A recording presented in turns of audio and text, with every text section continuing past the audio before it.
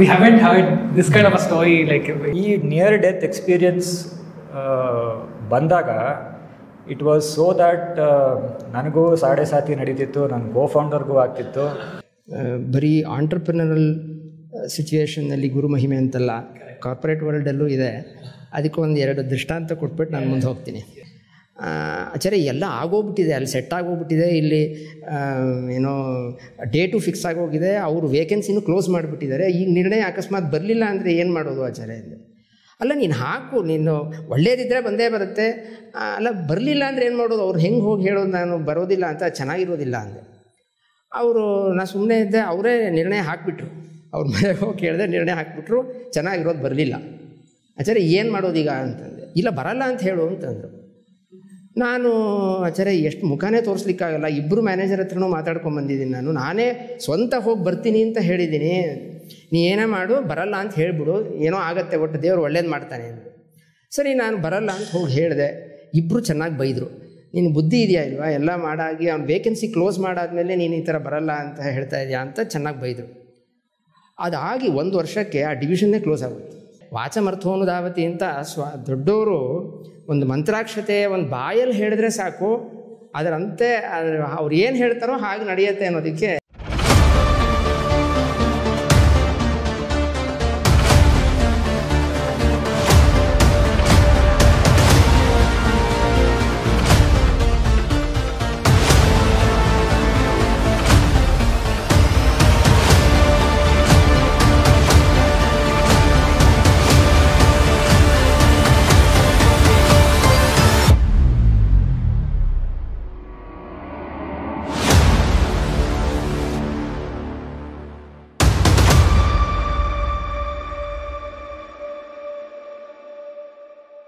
Namaskara everyone.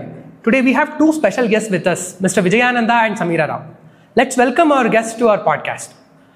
Namaskara, and welcome to our podcast. Namaskara. Thank you for giving your time to this podcast and accepting our invitation. Our pleasure. Let's start with Mr. Vijayananda. Sure. So you previously worked at Philips. Now you have become an independent consultant and you are into healthcare technology. So how has it transitioned and what kind of work you did at Philips and what are you doing currently? So can you go through this, go through your journey a bit to understand what exactly you do? Sure. Let me start with the prayer. Yontah pravishya mama vacham imam prasuptam sanjeevayat akhila shakti dharaswadhamna anyamshcha hasta charana shravanatvagadin pranam namo bhagavate purushaya tubhyam. Yes, you're right. I was in Philips for quite a long period, spanning around 26-7 years, and very recently I have come out of that and want to be independent and started consulting in 3 domains actually. One is on the healthcare domain itself, because given the fact that I was there for almost 25 years plus, gained some expertise in the healthcare related software. The second area of expertise is on data and AI, because in the last 10 years of my career I have been exclusively in the data and AI. So that's a separate expertise. And the third one is on the pure software architecture. One is on the healthcare domain itself, understanding the clinical workflow, etc. within the hospitals.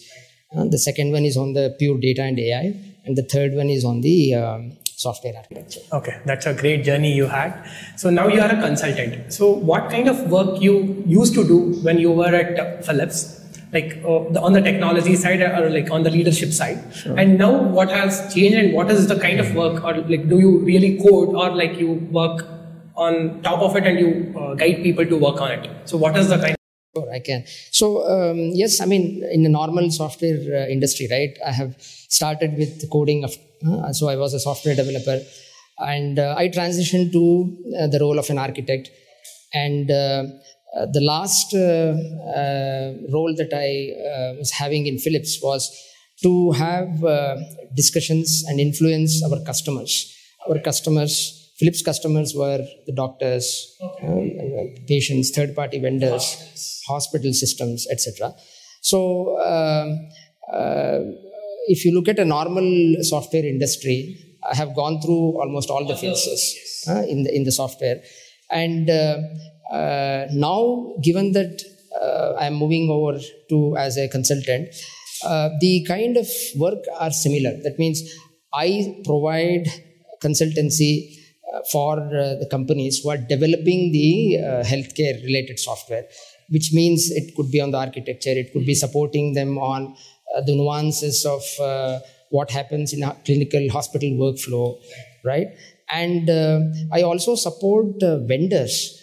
Vendors in the sense, there are companies who are developing software for the healthcare professionals. So I also give consultancy to them. And the other part is about the training. There are companies who require just the training on data and AI, and then training for their software developers and architects on the healthcare software as well.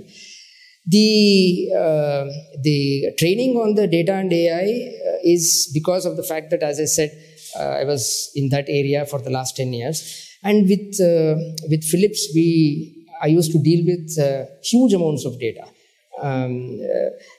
Any kind of data that is acquired in the hospital, right? It could be an MRI scan, ultrasound scan, etc., etc. So it's huge amount of data. So that itself has given me a lot of experience in dealing with the scalability, especially on the data. Like deployment, and how do you use that data for the how do you process it, and how do you... Absolutely. So there are two things here, right? One is about developing the models itself, which means the training, ML training, etc. And then the inferencing part, which is the deployment part. How do I deploy it? How do I deploy this in the clinical workflow setup, etc., etc. So based on the scale of your client. So based on that, you have to make it fit for like what is really required for your customers. Absolutely. I mean, there are enterprise customers, big hospitals, there are small diagnostic centers, right? So you need to have different strategies for deploying. So now let's come to Mrs. Samira. So you are a co-founder of a leading payroll management company. But you are a CA by qualification. What made you to get into this founding a company, and how did it happen? Can you elaborate your journey with some examples, and what were the situations you handled while transitioning? So I will also start with a small prayer. Apadamoli paryantam gurunam akritim smaret tena vignaha pranashyanti siddhyanti cha manorathaha. So thanks Aprameya for having me in this podcast. So I wanted to make a disclaimer before I start. So by nature I am a person who has a very low profile. I keep a very low profile, and my appearance helps me in that. And so whatever I'm going to tell about myself and my achievements, or whatever the questions are asked, will be in this background that mod and muddy can coexist. So with that, that's like it should be a code. You can quote this. So just to help budding entrepreneurs or people in our community to tell that there is a wide scope available and nothing gets constrained is the whole background of what I'm going to tell about myself. And I think we will be mixing between English and Kannada in this conversation, so I will feel free to interchange. So it could reach large amount of audience, so that there should be no bar, like you can speak in any language. Okay, thank you. Yeah, so as you rightly pointed out, I am a CA by qualification. I qualified in 2001, and even while I was studying for my CA exams, and in the CA curriculum, it is so designed that you need to work under a CA for 3 years. It is called articleship, internship, apprenticeship. So you get exposed to a lot of different customers, their audits, their accounting, their corporate finance and payroll and taxation and multiple things. I was lucky to be part of a firm which gave me exposure to a lot of big companies, where big ERPs, the Oracles, the SAPs were implemented. And I had a fascination towards how such complex softwares could be built. And so while I continued to study and give my CA exams, back of my head was this liking towards ERP. And I also had interest in sketching and drawing. And so somehow UI, UX and interest towards software and systems was there at the background. So after I qualified, I was into traditional practice for 4 to 5 years. So traditional practice? Traditional practice as in you do an audit. Practice. Yeah, you do so audit. You did it, like after completing your CA, you were with the... He practiced. Yes, I had set up my own CA firm. I had a partner and did the traditional CA work like audit, taxation, accounting, corporate finance. And then I happened to meet a fellow Madhva who was a community friend, and he had an interest to start something on his own. He was in the industry. What was he doing? He was heading the North America operations in Oracle. So like he was an engineer by profession? Like he's a cost accountant by management accountant by qualification, but also had a lot of entrepreneurial interest. Okay. And then we met, and then there's a typical, if you have a startup story and then you read about the co-founders. So normally, just to intervene, so normally startups will startups are found at cafe. Like really, exactly. So I was exactly coming to that point that if you read any successful startup or even a failed startup, the co-founders are supposed to meet in a cafe or a bar, and then over a bottle of beer is how typical stories start. But our case was over 2 tender coconuts. We decided, yes, this is something of interest, and then we carry a lot of similar interests. And then this person, my co-founder, Guru Raj Upendra, so he immediately rushed to Chennai where our Swamiji was there. So ಅವರ ಹತ್ರ ಮಂತಾಕ್ಷತೆ ತಗೊಂಡು ಈ ಥರ ನಾನು ಸಮೀರ ಶುರು ಮಾಡ್ತಾ ಇದ್ದೀವಿ ಅಂತ ಹೇಳಿ ಅವರ ಪೂರ್ಣ ಅನುಗ್ರಹದಿಂದ 2007, this is when we started. So that is when we started a company called Sovatech. So that was into virtual CFO services. And one of the lines of business we had was payroll. And in those days, 2009-10, SaaS was still at a very, very, very nascent stage. In fact, there was no SaaS application in the payroll domain then. So wasn't Infosys not doing that in that domain? Infosys was more a IT service-based company, and then Finacle is their core product on the banking side, but nothing on the payroll side. So only Tally, which was or even now is the sort of leader in the accounting software tool, there was nothing on the payroll side. So that is when we started this company called PayBooks, and we both co-founded PayBooks in 2010-11. And so my interest in UI, UX and my interest in software systems helped us to sort of build PayBooks into a very successful company, one of the leading, maybe top 3 companies in India at a point of time where we had a lot of big companies who are counted amongst the world's top 100 companies. They were our alliance partners because they didn't have a software for India. They had a payroll application for rest of the countries, but India payroll was very, very complex given the multiple rules, multiple states, multiple panchayat level compliances. And so we successfully had a lot of big partnerships. And again, happy to share that PayBooks was India's first payments-enabled payroll. So, can you explain that? Yeah. So payroll, as we commonly understand, is into calculating how much of payroll is to be paid to an employee. There are some 100 odd different impacts which are taken into account to compute payroll. And then there is, after computation, there is the compliance computation. And then the last step is to pay the salaries to the employees. So the last and the most crucial step is the payment of salaries. But that should go through a payment gateways. Yeah, so this was maybe 9 years back or 8 years back.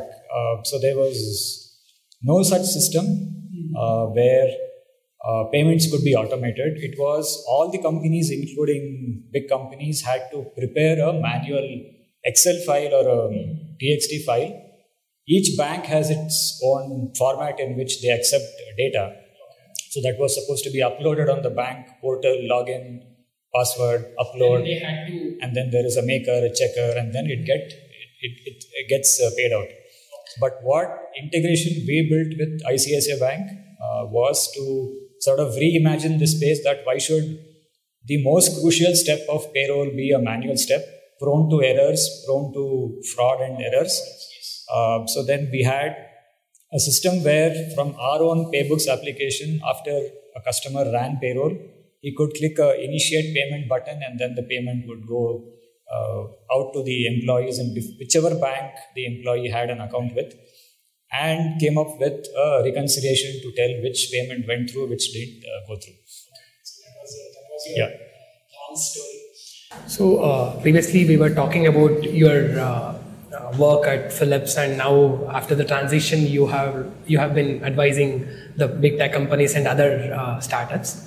So like what would you advise our young audience on this space, like if they want to come up with something in the health tech or the data, like what can they do, or like if they have a very less experience, what would be your advice to the young people who want to get into this domain? Sure, interesting question. Well, I can't say that you be like me and work for 25 years, right? So I think the first thing is to, I would advise, if they are planning to be in the healthcare software and develop some kind of software and products out of it, they should really understand the domain. And for that, if they are developing something that goes and sits in the hospital, I would recommend that they go and visit the hospitals several times and be there, understand the clinical workflow, understand the customer's pain points, right? So they really have to understand. It may be different. The product can be different, focusing on a radiologist, or it could be for a nurse. But whichever persona that they are targeting, they should understand the flow, the clinical workflow and the problem. So the first, I would say that they should understand the customer pain point. The second one is that today, since you asked me about the data lake and the AI, today the technology has gone to such an extent that they have to be really sharp in understanding what is the current technology. And they should be really, they should know the pros and cons of the technology, and then do a mesh of how the technology can be leveraged to address a particular problem for the customer. I think, sorry for the intervention. While Samira was explaining his startup story, they knew what was the problem at that domain. So that he could come up with what is the solution I could give with the software or anything else. So any startup, whenever we study or whenever we look into any startup stories, they would be addressing the problem which is existing. As you rightly pointed out that, so any startup founder or anybody who wants to give it to give something to the society should understand the problem and pros and cons, as you just spoke. So once he was able to get into the problem, or he could understand what is the problem of any industry, what is his next step? What should he do on that? So yeah, I mean, just to continue, right? So to me, I think 50% of the problem is solved if they know what is the pain point and how to leverage the technology to address this. In fact, so much so that even though I have been in the industry for 25 years, now that I have transitioned, if let's say I am offering my services to a tech company or it could be on education as well, I have researched and figured out what is that they are really looking for. Right? I mean, I'm saying that understanding what the customer wants is the most important, is the key. And the second, now that you have asked what is the next thing, my suggestion is that if they are, let's say, building a particular product or targeting a particular persona or a customer, they should have at least a couple of customers from day one or from day zero, and have a lot of interaction with them. Every piece of software that they develop, it is not that they understand the problem and then they will develop and come back after 3 months, 6 months. It doesn't work. It may be working earlier, but now it's not the right way to do. You engage with the customers and then you constantly develop, get their feedback, have certain mechanism to deploy this on probably a monthly basis or even better, a 3-weekly basis, like how we normally develop a sprint, right? We have a sprint in the software. Similarly, you should have that kind of connection with the customer. So you have that kind of connection with at least a few of the customers, you deploy it, get feedback, then you scale out. That's what... way to get into the problem and knowing the problem and get interaction with the customers which you are really serving. So that would help to get the what you wanted to achieve in this domain. So like as per your like understanding, like we have a lot of opportunities, right? That is what you just do. Absolutely. So like people are like now it is like everything is AI, everything is GPT, everything is like revolving around the LLMs. So like what is your future view on this domain? How would it go beyond what is there now? Well, in my view, it will change a lot. Just to give you an example of what is currently happening in the healthcare domain. See, a couple of years ago, probably 5 years ago, we used to focus on the AI, and part of the AI was called NLP, Natural Language Processing, where if a report is generated by the clinician,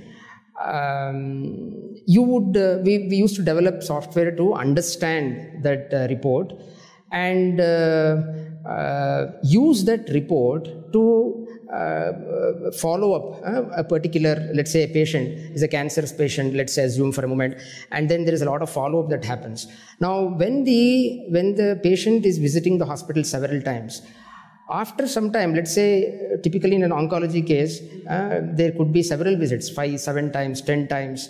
And every time the patient visits the hospital, the oncologist has to really look at the old reports. And it becomes so difficult that the oncologist will be seeing multiple patients, right, in a day. So somebody has to summarize all the previous reports and let him know that this is what is happening. And for that, we used to write the software.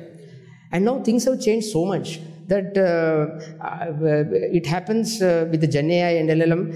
It is just that I give all the reports and it can easily summarize. It can pinpoint what are the findings, key findings in each of them, etc. So to me, the way that it will grow in the next couple of years, it will be even more automated. Now that there is AI agents, if you look at a workflow, most of the steps can be automated. It's more about reasoning now. The AI is able to reason out. You tell this is the goal and it will figure out how to do it in the most efficient way to achieve that goal. To me, it will change the way that we work, not just in the hospital, because I'm in a healthcare background, but probably everywhere. Yes. So anybody who is a buddy, startup founder or who wants to work on this domain, should be able to understand the current technology, as you earlier pointed out. One is the technology, right? The other one is thinking. If definitely we need a vision, futuristic thinking of how things can be made much more easy for the end user, etc. And one probably an important aspect is AI and Gen AI is one part, but there should be a lot of focus also on the data. because garbage in, garbage out, right? So you need to ensure that Kind of data you give it to the exactly what kind of how can you clean the data in a way that you can really develop that algorithms. And I think today most of the entrepreneurs, they focus more on the hype, which is the Gen AI, LLM, etc. But I would suggest that those people really understand the entire flow of how the LLMs were built upfront, how a typical AI ML workflow will be. Then they can also focus on what kind of data has to be curated, how the data can be used to develop. Data to a particular problem is the key, right? Exactly. That's a very great suggestion you have given. So let's come back to Mr. Samira. So we were talking about your journey as a chartered accountant and transitioning into a CEO of a co-founder of the leading company. So now you are you're still continuing as a CEO at that company, but the company has been acquired by a big tech company. So what would you advise for any professional as a lawyer or for a chartered accountant or a company secretary? So how should one think at this pace of developing technology? Should any professional should be getting into this kind of softwares, technologies? How would you recommend and what would be your advice to those kind of professionals? Okay, interesting question, which the same thoughts made me to sort of step away from the traditional CA line to a software line. I think this statement holds true in any domain, whether it is a CA, CS, or even a software engineer or a doctor or a lawyer, that unless you specialize and you are an expert in a chosen area or a field, you will be you will be left behind in the race, and you will be one of the also rans without having an impact either on your personal journey or an impact on the society, or having something to do which is of great interest to you. So without specialization, it will be very, very tough to sort of proceed. And hence, those were the thoughts I had maybe 10 years back, that the traditional taxation or audit or corporate finance was interesting but not interesting enough, or that there was no balance between the risk a CA takes in certifying or giving an opinion versus the fees he could charge, because then all of this becomes sort of a back-end work for any company, which is a forced activity a company does because some law tells, okay, you need to file your returns or you need to pay. Secondary work. Correct. It is not a primary work. Correct. Directly serve them. Correct. So the work which gets the company customers or money or valuation is not something, only that is valued and not the back-end work. And hence, so I chose the path of having to build upon my CA days of having a very strong hold on concepts in law, very strong hold on concepts in taxation. So the law piece helped me to sort of structure the company from day one, that this is the right structure, this is the vision, this is the clear exit path. You mean what kind of institute, company should be from how company, is it a private? Is it correct, LLP or a partnership or a private, or if it's a private, what is a what authorized kind of capital you should choose so that you will correct get what sort of shares should be issued, what sort of investors you should not have on board, who should be the director, who should be the CEO, and if you should have a shareholders agreement in place.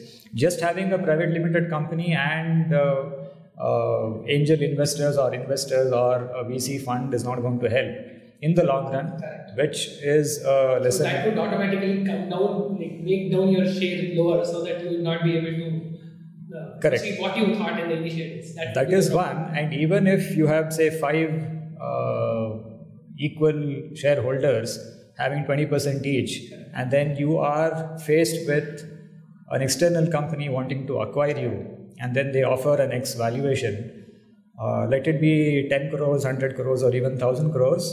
Each of the 5 individuals have their own thoughts on whether the number is right or wrong. And even if 4 of them tell, yes, this is a golden opportunity, let us grab the opportunity. If one of the shareholders tells no, then the whole deal is off the table. Right. So all of those concepts in law, and then the concepts of a taxation which helped us to build paybooks too, because payroll, end of the day, is one employee-facing computation, second law-facing computation. And hence, so I was able to sort of build upon my strengths and then transition into a software. The professional journey you had was a chartered accountancy. So like based on that, you got a very good hold of the law and the taxation part. So you would be able to make it like how would your company be structured and what should be the proper way of distribution of shares and all. But what was the technology aspect which you had in mind when you want to have this company and you want to solve this type of a problem? So what was the technological background or like research you had before starting this? That is okay. Next question. So very, very valid question for today's time. Correct. But luckily we started 10 years back, and the pressure, LLMs was not there. not AI there. was just in the initial stages. Correct. Though it has. And even the word cloud had just begun in India, though it was maybe 15 years back outside. But in India, I mean, Microsoft didn't have a data center in India. Yes. AWS was not there in India. So this was the time when we started. So we had sort of a lucky time that we were able to make mistakes, learn quickly again, unlearn, Get back to deploy something new, then again make a mistake, fall.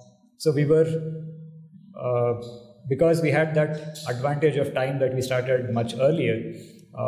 So again, to be very frank, we didn't have a clear vision telling, okay, if I build the software like this, I will be able to handle 1.5 lakh paychecks a month, which is a huge computing thing, given the different laws, different policies companies have, and the various compliances which are applicable in calculating one person's paycheck.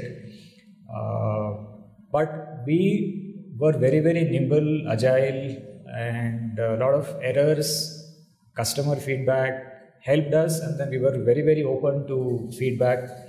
And as Vijayananda was telling, it doesn't make sense to fall in love with the solution you have built, but please fall in love with the problem the customer has, unless you know that you will not be able to solve. So we were able to, at least that was the grounded principle we had, that let's put ourselves in the customer's shoes.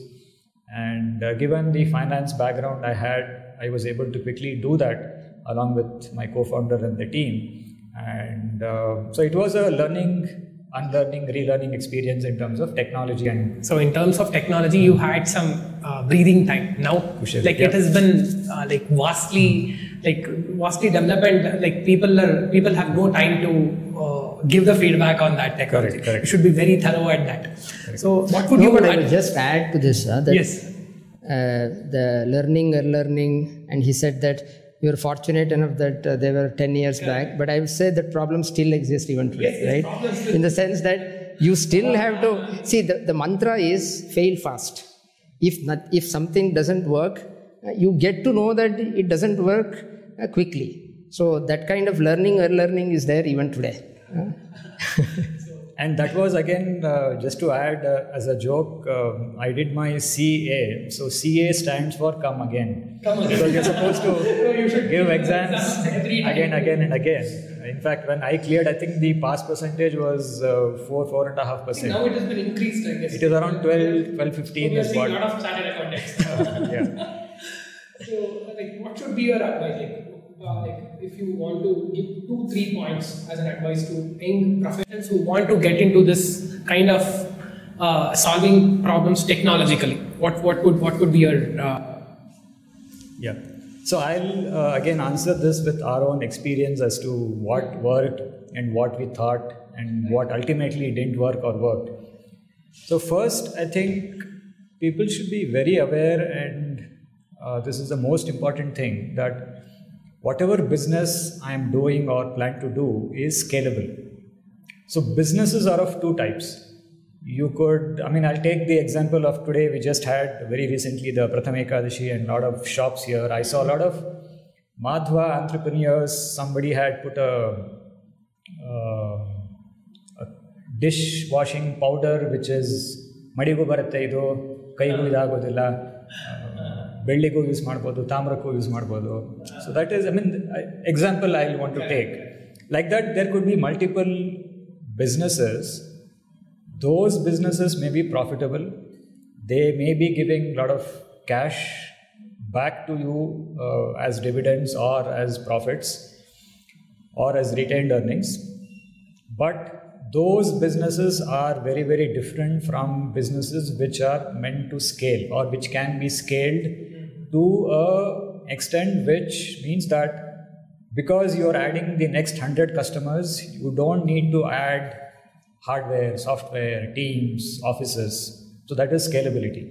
So when we designed Paybooks, for example, it was designed to work when we had maybe the first 10 customers, but we were always thinking that, okay, how can this software be scaled to handle 1 lakh paychecks a month? Then we quickly achieved that milestone. When you grow, like the customers will also grow, and Correct. You should be able to quickly scale up and quickly adapt to the change which you Correct. experience. So if you're looking at a startup in the sense that it is having a clear path to scalability, an IPO or an exit or an acquisition, so that is a completely different business, and a business which is local, which is maybe profitable or more profitable than a startup in its initial days. But you should have that distinction in mind before you take up or you put your life savings into the business. So be very, very clear as to whether it is a scalable business model at all or not. So that's the one point, which the scalability aspect should be kept in mind when someone is getting into that kind Correct. of domain. So the next one would be? Next is, yes, technology, scalability, tool, software, version, programming, agile, sprint, all of that is there. To do what? To sell, right? Unless you have customers who are interested and you're able to pitch in a way that the customer thinks, yes, this person understands or this tool understands my problem and is designed to solve the problem, and you are able to convince the customer that this is the right solution he needs to be trying. Without that sales and marketing bent of mind, whatever you develop, whatever scalability that software or a tool or a service has, is of no use if you're not able to scale on the sales and marketing side. So be very, very clear, have a clear plan, and the cost of sales and marketing is at least 15x than what it was just 5-6 years back. That is the cost of online digital marketing right now. And feet on street sales again is more costly than digital sales. So please be aware of how you will scale on the sales and marketing side as well. So these, I think, are the most two crucial aspects for budding entrepreneurs. So like if we come to the money aspect of anything, so what would you suggest, like how our startups are getting funds from, what kind of funds you raised initially when you started your startup? Like, can you share us with that? Sure. So ಈ ಪ್ರಶ್ನೆಗೆ ಉತ್ತರ ಕೊಡಲಿಕ್ಕೆ ನನ್ನ personal experience ಮತ್ತು ಗುರುಗಳ ಮಹಿಮಾ, ಗುರು ಹಿರಿಯರ ಆಶೀರ್ವಾದ ಎಷ್ಟು important, at least in my experience, is what I would want to share in this platform. ಈಗ ಸ್ಟಾರ್ಟಪ್ ಅಂದರೆ ಎಲ್ಲರಿಗೂ ಗೊತ್ತು, it is up and down journey. And our journey was no different. ನಮಗೆ ಅಟ್ಲೀಸ್ಟ್ ಒಂದು 3 ಒಕೇಶನಲ್ಲಿ what we call as a near death experience ಆಗಿದೆ. Near death ಅಂದರೆ I will take some random numbers just to give an example.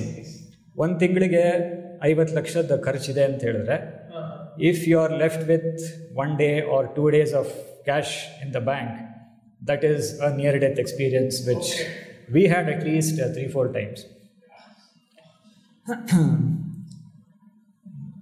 Because of my spiritual background, ಆಮೇಲೆ ನಮ್ಮ ತಂದೆ ತಾಯಿ ಚಿಕ್ಕವನಾಗಿಂದ ನನಗೂ ಅಷ್ಟೇ, ವಿಜಯಾನಂದಂಗೂ ಅಷ್ಟೇ, we were very lucky to have parents who were very grounded on Madhva principles. ಆವಾಗಲೇ ಸ್ವಾಮಿಗಳು, ಗುರುಗಳು, ಹಿರಿಯರು, ಆರಾಧನೆ, ಸೇವೆ, ಉಪನ್ಯಾಸ, ಮನೆಯಲ್ಲಿ ಸಮಾರಂಭ, ಮಕ್ಕಳಿಗೆ ಸಂಸ್ಕಾರ ಕೊಡೋದು. ಸೊ ಇದೆಲ್ಲ both of us share that. ಅದೆಲ್ಲ ಇದ್ದಿದ್ದರಿಂದ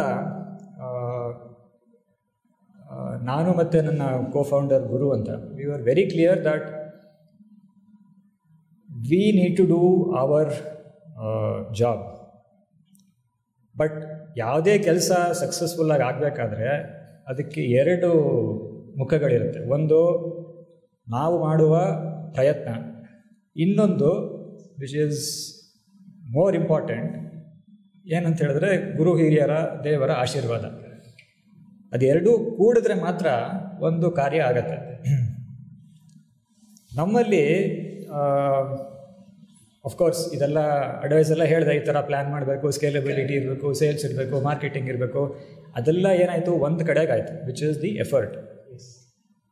and you will be very surprise that at least I in my past 35-40 years I have experience this, that ಪ್ರಯತ್ನ ಮಾಡಿಕೊಂಡು ಹೋಗೋದು ನಮ್ಮ ಜವಾಬ್ದಾರಿ, ನಮ್ಮ ಕರ್ತವ್ಯ. ಅದರ ಫಲ ಯಾವಾಗ, ಹೇಗೆ, ಏನಾಗತ್ತೆ, ಯಾರ ಮೂಲಕ ಆಗತ್ತೆ ಅನ್ನೋದು ಇಮ್ಯಾಜಿನ್ ಮಾಡ್ಕೊಳ್ಳೋಕ್ಕೆ ಆಗೋದಿಲ್ಲ. But provided you are true to ನಮ್ಮ ಧರ್ಮ, ನಮ್ಮ ಸಂಸ್ಕೃತಿ ಏನಿದೆ ಅದನ್ನು ಮಾಡ್ಕೊಂಡು ಹೋಗ್ತಿದ್ರೆ, ನಾವು ಒಂದು ಹೆಜ್ಜೆ ಮುಂದೆ ಇಟ್ಟರೆ ಧರ್ಮೋ ರಕ್ಷತಿ ರಕ್ಷಿತಃ ಅಂತ ಹೇಳ್ದಂಗೆ ಪರಮಾತ್ಮ 10 ಹೆಜ್ಜೆನ ನಮ್ಮನ್ನು ಮುಂದೆ ತಳ್ಕೊಂಡು ಹೋಗ್ತಾನೆ. ಇದು ಹೆಂಗಾಯಿತು ಅಂತ ಹೇಳಿದ್ರೆ ಮಲ್ಟಿಪಲ್ ಒಕೇಶನ್ಸ್. ನಾವು ಅದೇ, so we var facing the second near death experience some 7 years back. Again, this was after the first death experience, and then we zoomed, and then again plateaued down. What was the first experience? That was more towards the start of the journey, but the extent of the problem was smaller because we had a smaller team, smaller office, smaller base of customers. Expectations were lower, yes. But we had passed through all of that. We had 500 plus customers, bigger team, and each team member had at least 3-4 dependents. So we were now responsible for a larger set of stakeholders. So we were down, as I was telling you, 2-3 days of money only was there in the bank. And suddenly through LinkedIn we get a connect telling, I'm interested to come and meet you, can I come and meet? So we told okay. Then we saw the profile. Profile is somebody in Singapore. He is the vice president in a very, very large bank, and then he happens to be a Brahmin, but in Singapore. Then he comes down to India, comes to our office, and then within 1 month, which is the near-death period we had to survive, we closed an angel round with him. Our existing investors also were impressed with if somebody from Singapore, without much due diligence, can have, is happy with what you have done and sees a big future, we will also contribute and theli. Then we got sufficient funding for the next 2 years. So that was a second round of funding. It is not the initial initially we were a set of shareholders. 4 people, 4 shareholders. And So after that, like you got the funding from that VP. Yes. So that is how you correct. The problem. Like what was the background story you were telling some Guru Mahima? Like what was that story? So ಈ near death experience ಬಂದಾಗ it was so that ನನಗೂ ಸಾಡೆ ಸಾತಿ ನಡೀತಿತ್ತು, ನನ್ನ ಕೋ ಫೌಂಡರ್ಗೂ ಆಗ್ತಿತ್ತು. So then ಸ್ವಾಮಿಗಳ ಹತ್ರ ಹೋಗಿ ಅವ್ರ ಹತ್ರ ಈ ಥರ ಹಿಂಗೆ ಆಗ್ತಿದೆ ಅಂತ ಹೇಳಿದ್ವಿ. ಅವ್ರ ಆಶೀರ್ವಾದ ಪಡ್ಕೊಂಡ್ವಿ. ಆಮೇಲೆ ಜಯತೀರ್ಥಾಚಾರ್ಯ ಪುರಾಣಿಕ್ ಅಂತ ಅವರು ಇವಾಗಿಲ್ಲ, ಅವರು ನಾವೇನು ಕೇಳಿರಲಿಲ್ಲ ಏನಿಲ್ಲ, ಅವರಾಗೆ ನೀನು ಈ ಮಂತ್ರ ದಿನ ಹೇಳ್ಕೊಡಿ ಅಂತ. ಅದನ್ನು ಯಾತಕ್ಕೆ ಅವ್ರು ಅದನ್ನು ಹೇಳಿದ್ರು ಅಂತ ನನಗೆ ಇನ್ನೂ ಗೊತ್ತಿಲ್ಲ. ಸೊ ಇದೆಲ್ಲ ಡಿವೈನ್ ಇಂಟರ್ವೆನ್ಷನ್ ಬಿಕಾಸ್ ಆಫ್ ಧರ್ಮೋ ರಕ್ಷತಿ ರಕ್ಷಿತ ಅಂತ ಆ ಪ್ರಿನ್ಸಿಪಲ್ನ ಫಾಲೋ ಮಾಡಿರೋದ್ರಿಂದ ಇದಾಯಿತು ಅಂತ ನನಗೆ ದೃಢ ನಂಬಿಕೆ ಇದೆ.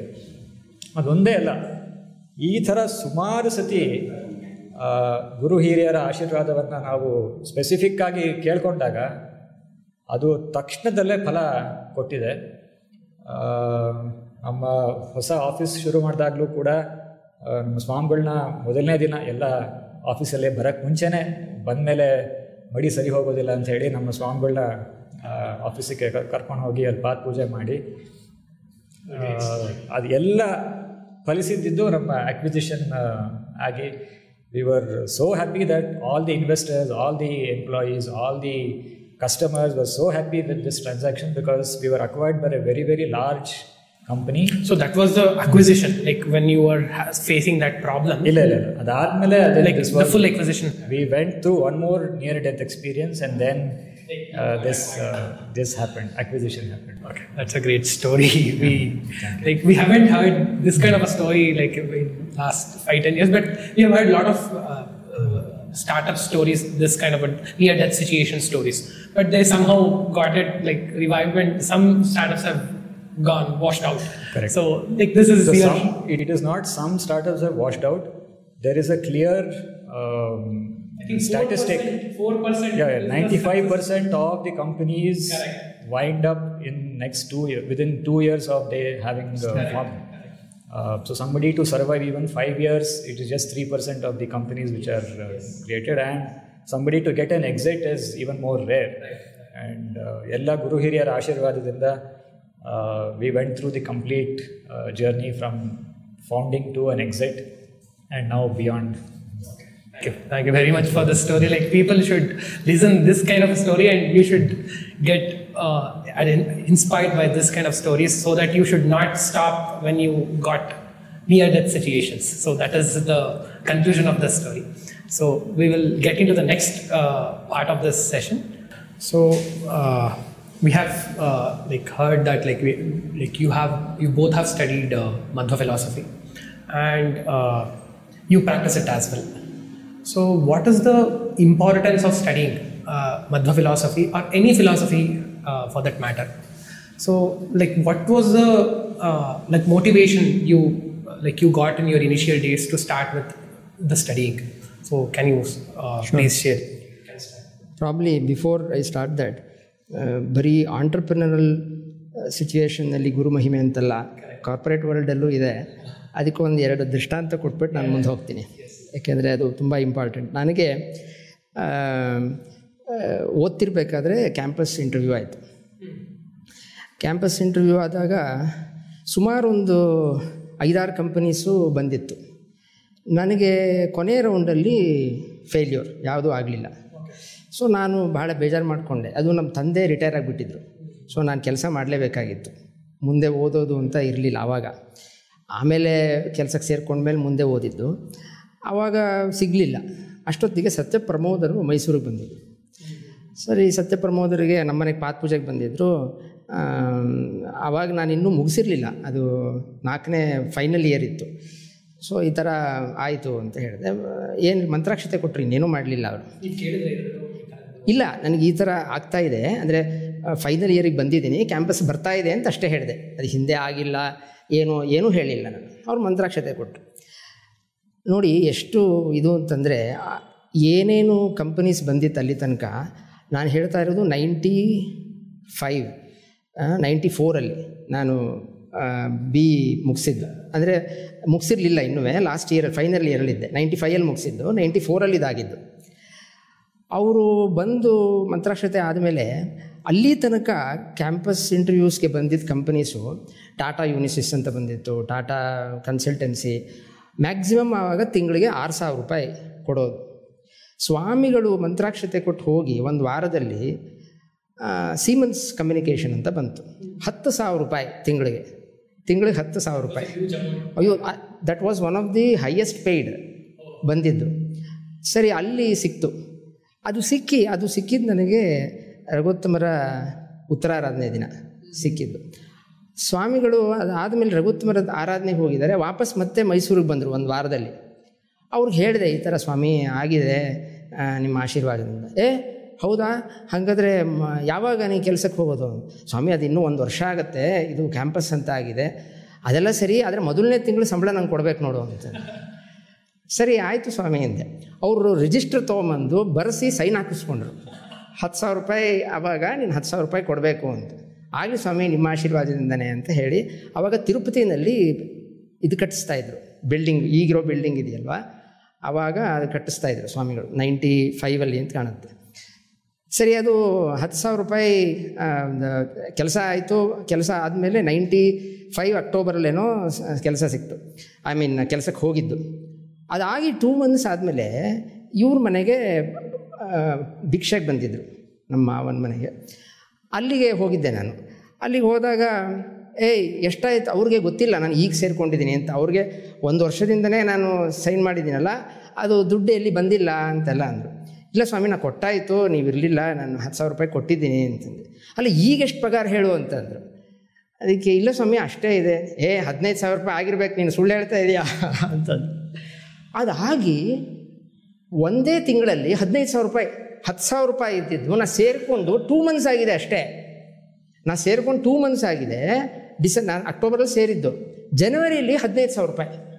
ನಾನು ಹೋಗಿ ಮತ್ತೆ ಸ್ವಾಮಿಗಳಿಗೆ, ಸ್ವಾಮಿ ಇದು 15,000 ರೂಪಾಯಿ ಆಯಿತು ಅಂತ 5,000 ರೂಪಾಯಿ ಕೊಟ್ಟೆ. ಅಂದರೆ ವಾಚಮರ್ಥೋನುಧಾವತಿ ಅಂತ ದೊಡ್ಡವರು ಒಂದು ಮಂತ್ರಾಕ್ಷತೆ ಒಂದು ಬಾಯಲ್ಲಿ ಹೇಳಿದ್ರೆ ಸಾಕು, ಅದರಂತೆ ಅವ್ರು ಏನು ಹೇಳ್ತಾರೋ ಹಾಗೆ ನಡೆಯುತ್ತೆ ಅನ್ನೋದಕ್ಕೆ ಒಂದು ಮಹಿಮೆ. ಇನ್ನೊಂದು ಇದೇ ಸಂದರ್ಭದಲ್ಲಿ ಏನಾಯ್ತಂದರೆ, ಆ ಬೇರೆ ಕಂಪ್ನಿಗೆಲ್ಲ ಬಂದಿದ್ರಲ್ಲ ಹಿಂದೆ, ಒಂದು ಪಗಾರ ಕಮ್ಮಿ, ಸಂಬಳ ಕಮ್ಮಿ. ಇನ್ನೊಂದು ಅವ್ರಿಗೆಲ್ಲ ಟ್ರೈನಿಂಗ್ಗೆ ಟಾಟಾ ಯೂನಿಸಿಸ್ಸು, ಟಾಟಾ ಕನ್ಸಲ್ಟೆನ್ಸಿ ಎಲ್ಲ ಟ್ರಿವೆಂಡ್ರಮಲ್ಲಿ ಟ್ರೈನಿಂಗು. ಅಂದರೆ 6 ಮಂತ್ಸ್ ಅವರು ಅಲ್ಲಿರಬೇಕು ಟ್ರೈನಿಂಗು. ಆಮೇಲೆ ಎಲ್ಲಿ ಹಾಕ್ತಾರೋ ಗೊತ್ತಿಲ್ಲ. ನನಗೆ ಬೆಂಗಳೂರಲ್ಲೇ ಸಿಕ್ತು. ಅಂದರೆ ನಮ್ಗೆ ಯಾಕೆ ಸಿಕ್ಕಿಲ್ಲ ಅನ್ನೋದಕ್ಕೂ ಕಾರಣ ಇದೆ. ದೇವರು ಅವನು ಎಲ್ಲೋ ಒಂದು ಕಡೆ ಕೊಡ್ತಾನೆ. ಸಮೀರ ಹೇಳ್ದಂಗೆ ನಾವು ಕಾಯಬೇಕಷ್ಟೇ, ಪೇಷನ್ಸಿಂದ ಇರಬೇಕು. ಸ್ವಾಮಿಗಳ ಗುರುಗಳ ಅನುಗ್ರಹ ಆದರೆ ಅದೆಲ್ಲ ಆಗತ್ತೆ. Mind-blowing stories we had. Like this is we can't see any miracle. Like we can't say that this is just a miracle. So this is something else. Like this is near death experience ಥರನೂ corporate ವರ್ಲ್ಡಲ್ಲಿ ನಂಗೆ ಸುಮಾರು ಸಲ ಬೇರೆ ಬೇರೆ problems ಎಲ್ಲ ಬಂದಿದೆ. ಪ್ರತಿ ಸಲ ಸ್ವಾಮಿಗಳಿಂದ ಮಂತ್ರಾಕ್ಷತೆ ಇಸ್ಕೊಡೋದು ಅಷ್ಟೇ. ಒಂದು 3 ಸಲ ಆಗಿದೆ. ಹೌದು. ಲಾಸ್ಟ್ 25 ಇಯರ್ಸಲ್ಲಿ ಒಂದು 3-4 ಸಲ ದೊಡ್ಡ ಪ್ರಾಬ್ಲಮ್ ಬಂದಿದೆ. ಅವಾಗೆಲ್ಲ ಸ್ವಾಮಿಗಳ ಹತ್ರ ಮಂತ್ರಾಕ್ಷತೆ ಇಸ್ಕೊಂಡೆ ಪರಿಹಾರ ಆಗಿದೆ. ತುಂಬ ಅಂದರೆ ಇದನ್ನು ನೋಡೋದಕ್ಕೆ, ಅಂದರೆ ಕೇಳೋದಕ್ಕೆ ಒಬ್ಬೊಬ್ಬರಿಗೆ ತುಂಬ ಡೌಟ್ ಬರ್ತಾರೆ ಇಂಥ ವಿಚಾರದಲ್ಲಿ. ಸೊ ಅದು ನಿಮ್ಮ ಎಕ್ಸ್ಪೀರಿಯನ್ಸು ಅದರಿಂದನೇ ಆಯಿತು ಅನ್ನೋದಕ್ಕೆ, so we can see this as a very good example. So thank you for telling your story. Like I was not able, like it was not in a like the questions was not framed on those aspects, but it had come like spontaneously. Thank you for this. Like it should happen like that. That is how it happens. Anta gottagate. Munde like next aspect of this session is like you both have studied Madhva philosophy. So what was the motivation behind studying Madhva philosophy other than your family background? They were like more interested in Acharya Madhva because they have the ancestry or something else. Like what was the other things which it made to study Shastra? Well, I would say that ಅದು ಸಂಸ್ಕಾರ. ಅಂದರೆ ಚಿಕ್ಕಂದಿನಿಂದ ಈಗ ನಮ್ಮ ತಂದೆ ಅವರು ನನಗೆ 1ನೇ ಕ್ಲಾಸಲ್ಲಿ ನನಗೆ ಸಂಸ್ಕೃತ ಕಲೀಲಿಕ್ಕೆ ಗುರುಗಳನ್ನ ಏರ್ಪಾಡು ಮಾಡಿದರು. ನಾನು 1ನೇ ಕ್ಲಾಸಲ್ಲಿ ಇರ್ಬೇಕಾದ್ರೆ ಮನೆಗೆ ಬಂದು ಹೇಳ್ಕೊಡ್ತಾಯಿದ್ರು. ಭುಜಂಗಾಚಾರ್ ಅಂತ ಅವರು ಸಂಸ್ಕೃತ ಪಾಠಶಾಲೆಯಲ್ಲಿ ಲೆಕ್ಚರರ್ ಆಗಿದ್ದರು. ಮನೆಗೆ ಬಂದು ಪಾಠ ಹೇಳ್ತಾಯಿದ್ರು. ಸೊ ನಮ್ಮ ತಂದೆಯವರು ನನಗೆ ಸಂಸ್ಕಾರ ಎಷ್ಟು ಚೆನ್ನಾಗಿ ಕೊಟ್ಟಿದ್ದಾರೆ ಅಂದರೆ, ಚಿಕ್ಕಂದಿಂದಲೇ ಸಂಸ್ಕೃತ ಮತ್ತು ಮಣಿಮಂಜರಿ 3ನೇ ಕ್ಲಾಸಲ್ಲಿ ವೇದಾಧ್ಯಯನ ಅಂತೂ ನಂದು ಉಪನಯನ ಆಗಿ ಉಪಕರ್ಮ ಆಗಿ ಮಾರನೇ ದಿನವೇ ಮನೆ ಹತ್ರನೇ ಒಬ್ಬರು ಉಡುಪಿಯಿಂದ ಬಂದು ವೇದಾಧ್ಯಯನ ಅಲ್ಲಿರೋ ಜನಗಳಿಗೆಲ್ಲ ಹೇಳ್ಕೊಡ್ತಾಯಿದ್ರು. ಹಾಗೆ ವೇದಾಧ್ಯಯನ ಮತ್ತು ಮಣಿಮಂಜರಿ, ಸುಮಧ್ವಿಜಯ, ಅದು ಆ ಏಜಲ್ಲಿ ನಾವು ನಂದು ಏನು ವ್ಯೂಸು ಅದೆಲ್ಲ ಏನೂ ಗೊತ್ತಾಗೋದಿಲ್ಲ. ಆ ಏಜಲ್ಲಿ ಕರೆಕ್ಟಾಗಿ ಸಂಸ್ಕಾರ ಕೊಟ್ಟರೆ ಆವಾಗ ಬೆಳೀತಾ ಬೆಳೀತಾ ಅದ್ರದ್ದು ವ್ಯಾಲ್ಯೂಸು ತುಂಬ ಇಂಬೈವ್ ಆಗಿರುತ್ತೆ. ಆಮೇಲೆ you can discern right from wrong. So ಆ ಸಣ್ಣ ಏಜಲ್ಲೇ ಇವನಿಗೂ ಅಷ್ಟೇ ನನಗೂ ಅಷ್ಟೇ ಇಬ್ರಿಗೂ. ಹೌದು, ಇಲ್ಲ ನಾನು ಇದ್ದಿದ್ದು ಬೆಂಗಳೂರಲ್ಲಿ, ಬಟ್ ನನಗೆ ಇನಿಷಿಯಲ್ ಪಾಠಗಳೆಲ್ಲ ಆಗಿದ್ದು ಮೈಸೂರಲ್ಲಿ. ನಮ್ಮಿಬ್ಬರಿಗೂ ಒಬ್ಬರು ಅವಾಗ ಫೋನೇ ಇರಲಿಲ್ಲ. STD ಅಂತ ಹೇಳಿದ್ರೆ ಹೋಗಿ ಇನ್ನೊಬ್ಬರು ಪಕ್ಕದ ಮನೆಗೆ ಹೋಗಿ ಅಲ್ಲಿ ಕಾದ್ಕೊಂಡು ಅಲ್ಲಿ ಟ್ರಂಕ್ ಕಾಲ್ ಬುಕ್ ಮಾಡಿ ಆಮೇಲೆ ಫೋನ್ ತಗೊಳ್ಳೋ. So both of us belong to that generation. ನಾವು ಜನರೇಷನ್ X, ಜನರೇಷನ್ Y ಅಂತ ಕರೀತಾರೆ, 1970s ಜನರೇಷನ್. ಸೊ ನಿಮ್ಮಿಬ್ಬರಿಗೂ ಇನಿಷಿಯಲ್ ಇದು ಮಣಿಮಂಜರಿ, ಕಾವ್ಯ, ವ್ಯಾಕರಣ ಪಾಠಗಳೆಲ್ಲ ತುಂಬ ಸಣ್ಣ ವಯಸ್ಸಿಂದನೇ ಆಗ್ಲಿಕ್ಕೆ ಶುರುವಾಯಿತು.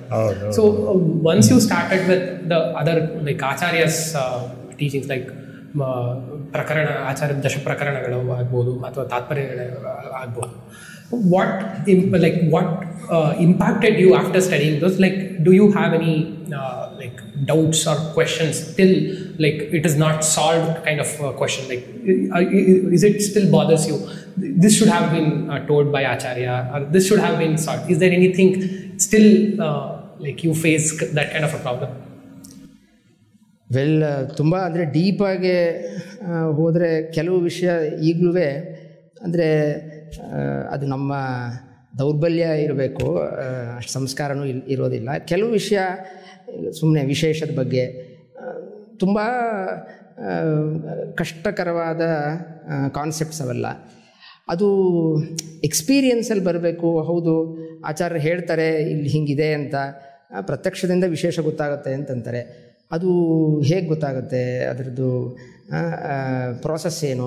ಸೊ ಆ ಥರದ್ರಲ್ಲೆಲ್ಲ ಪ್ರಶ್ನೆಗಳಿದ್ದೇ ಇದೆ. ಆದರೆ ಒಂದಂತೂ ನಿಜ ಏನಂದರೆ, ಆಚಾರ್ಯರು ಏನು ಪಂಚಭೇದವನ್ನು ಹೇಳ್ತಾರೆ, ತಾರತಮ್ಯವನ್ನು ಹೇಳ್ತಾರೆ, ವಿಶ್ವಸತ್ಯತ್ವ ಮೊದಲಾದವುಗಳು ಸೋ ಪ್ರಾಕ್ಟಿಕಲ್. ಅಂದರೆ ನಮಗೆ ಎಕ್ಸ್ಪೀರಿಯನ್ಸಲ್ಲಿ ನಮಗೆಲ್ಲ, ಈಗ ನಾವು ಆಫೀಸಲ್ಲೂ ಕಾರ್ಪೊರೇಟ್ ವರ್ಲ್ಡಲ್ಲೂ ಆಯಿತು, ಎಲ್ಲಿ ಬೇಕಾರಾಯಿತು, ಪ್ರತಿಯೊಬ್ಬರು they are unique.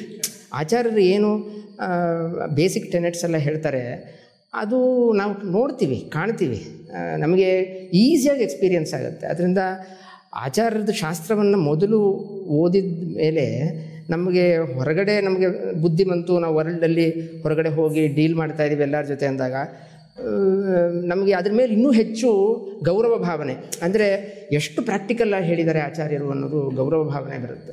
So like ನಿಮ್ಮಿಬ್ಬರಿಗೂ ಸಪ್ರೇಟಾಗಿ like if you like mention something, some concept of Acharya Madhva which is very true for like without like bounded by the time or the like the geography.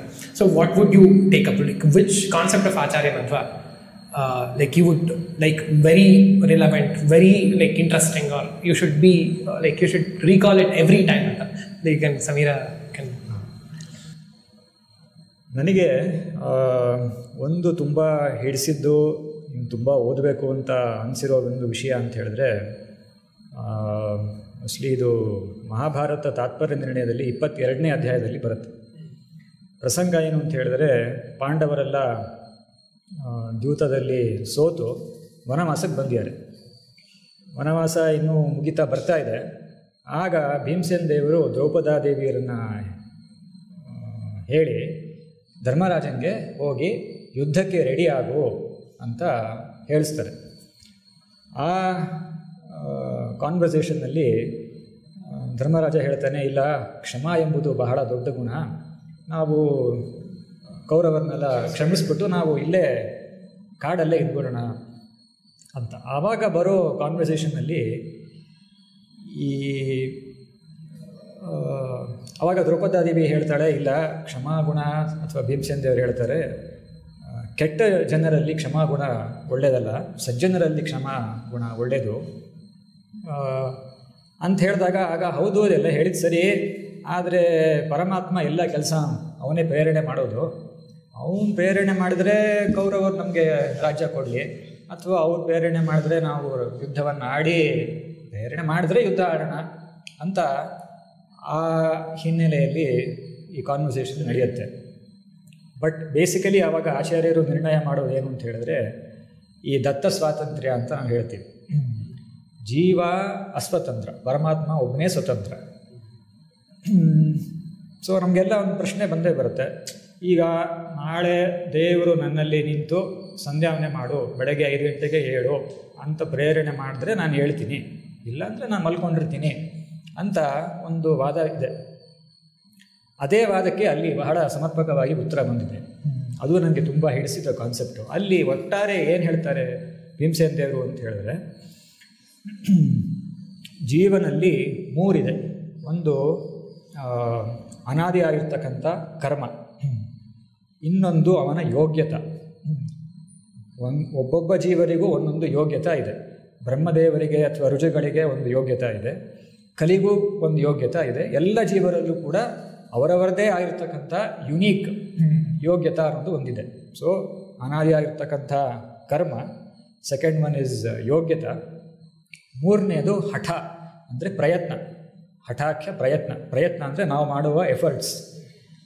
ಈ 3 ಸೇರಿದರೆ, ಪರಮಾತ್ಮನ ಅನುಗ್ರಹ ಸೇರಿದ್ರೆ ಒಂದು ಕಾರ್ಯ ಆಗತ್ತೆ ಅಂತ ಅಲ್ಲಿ ಹೇಳಿರೋದು.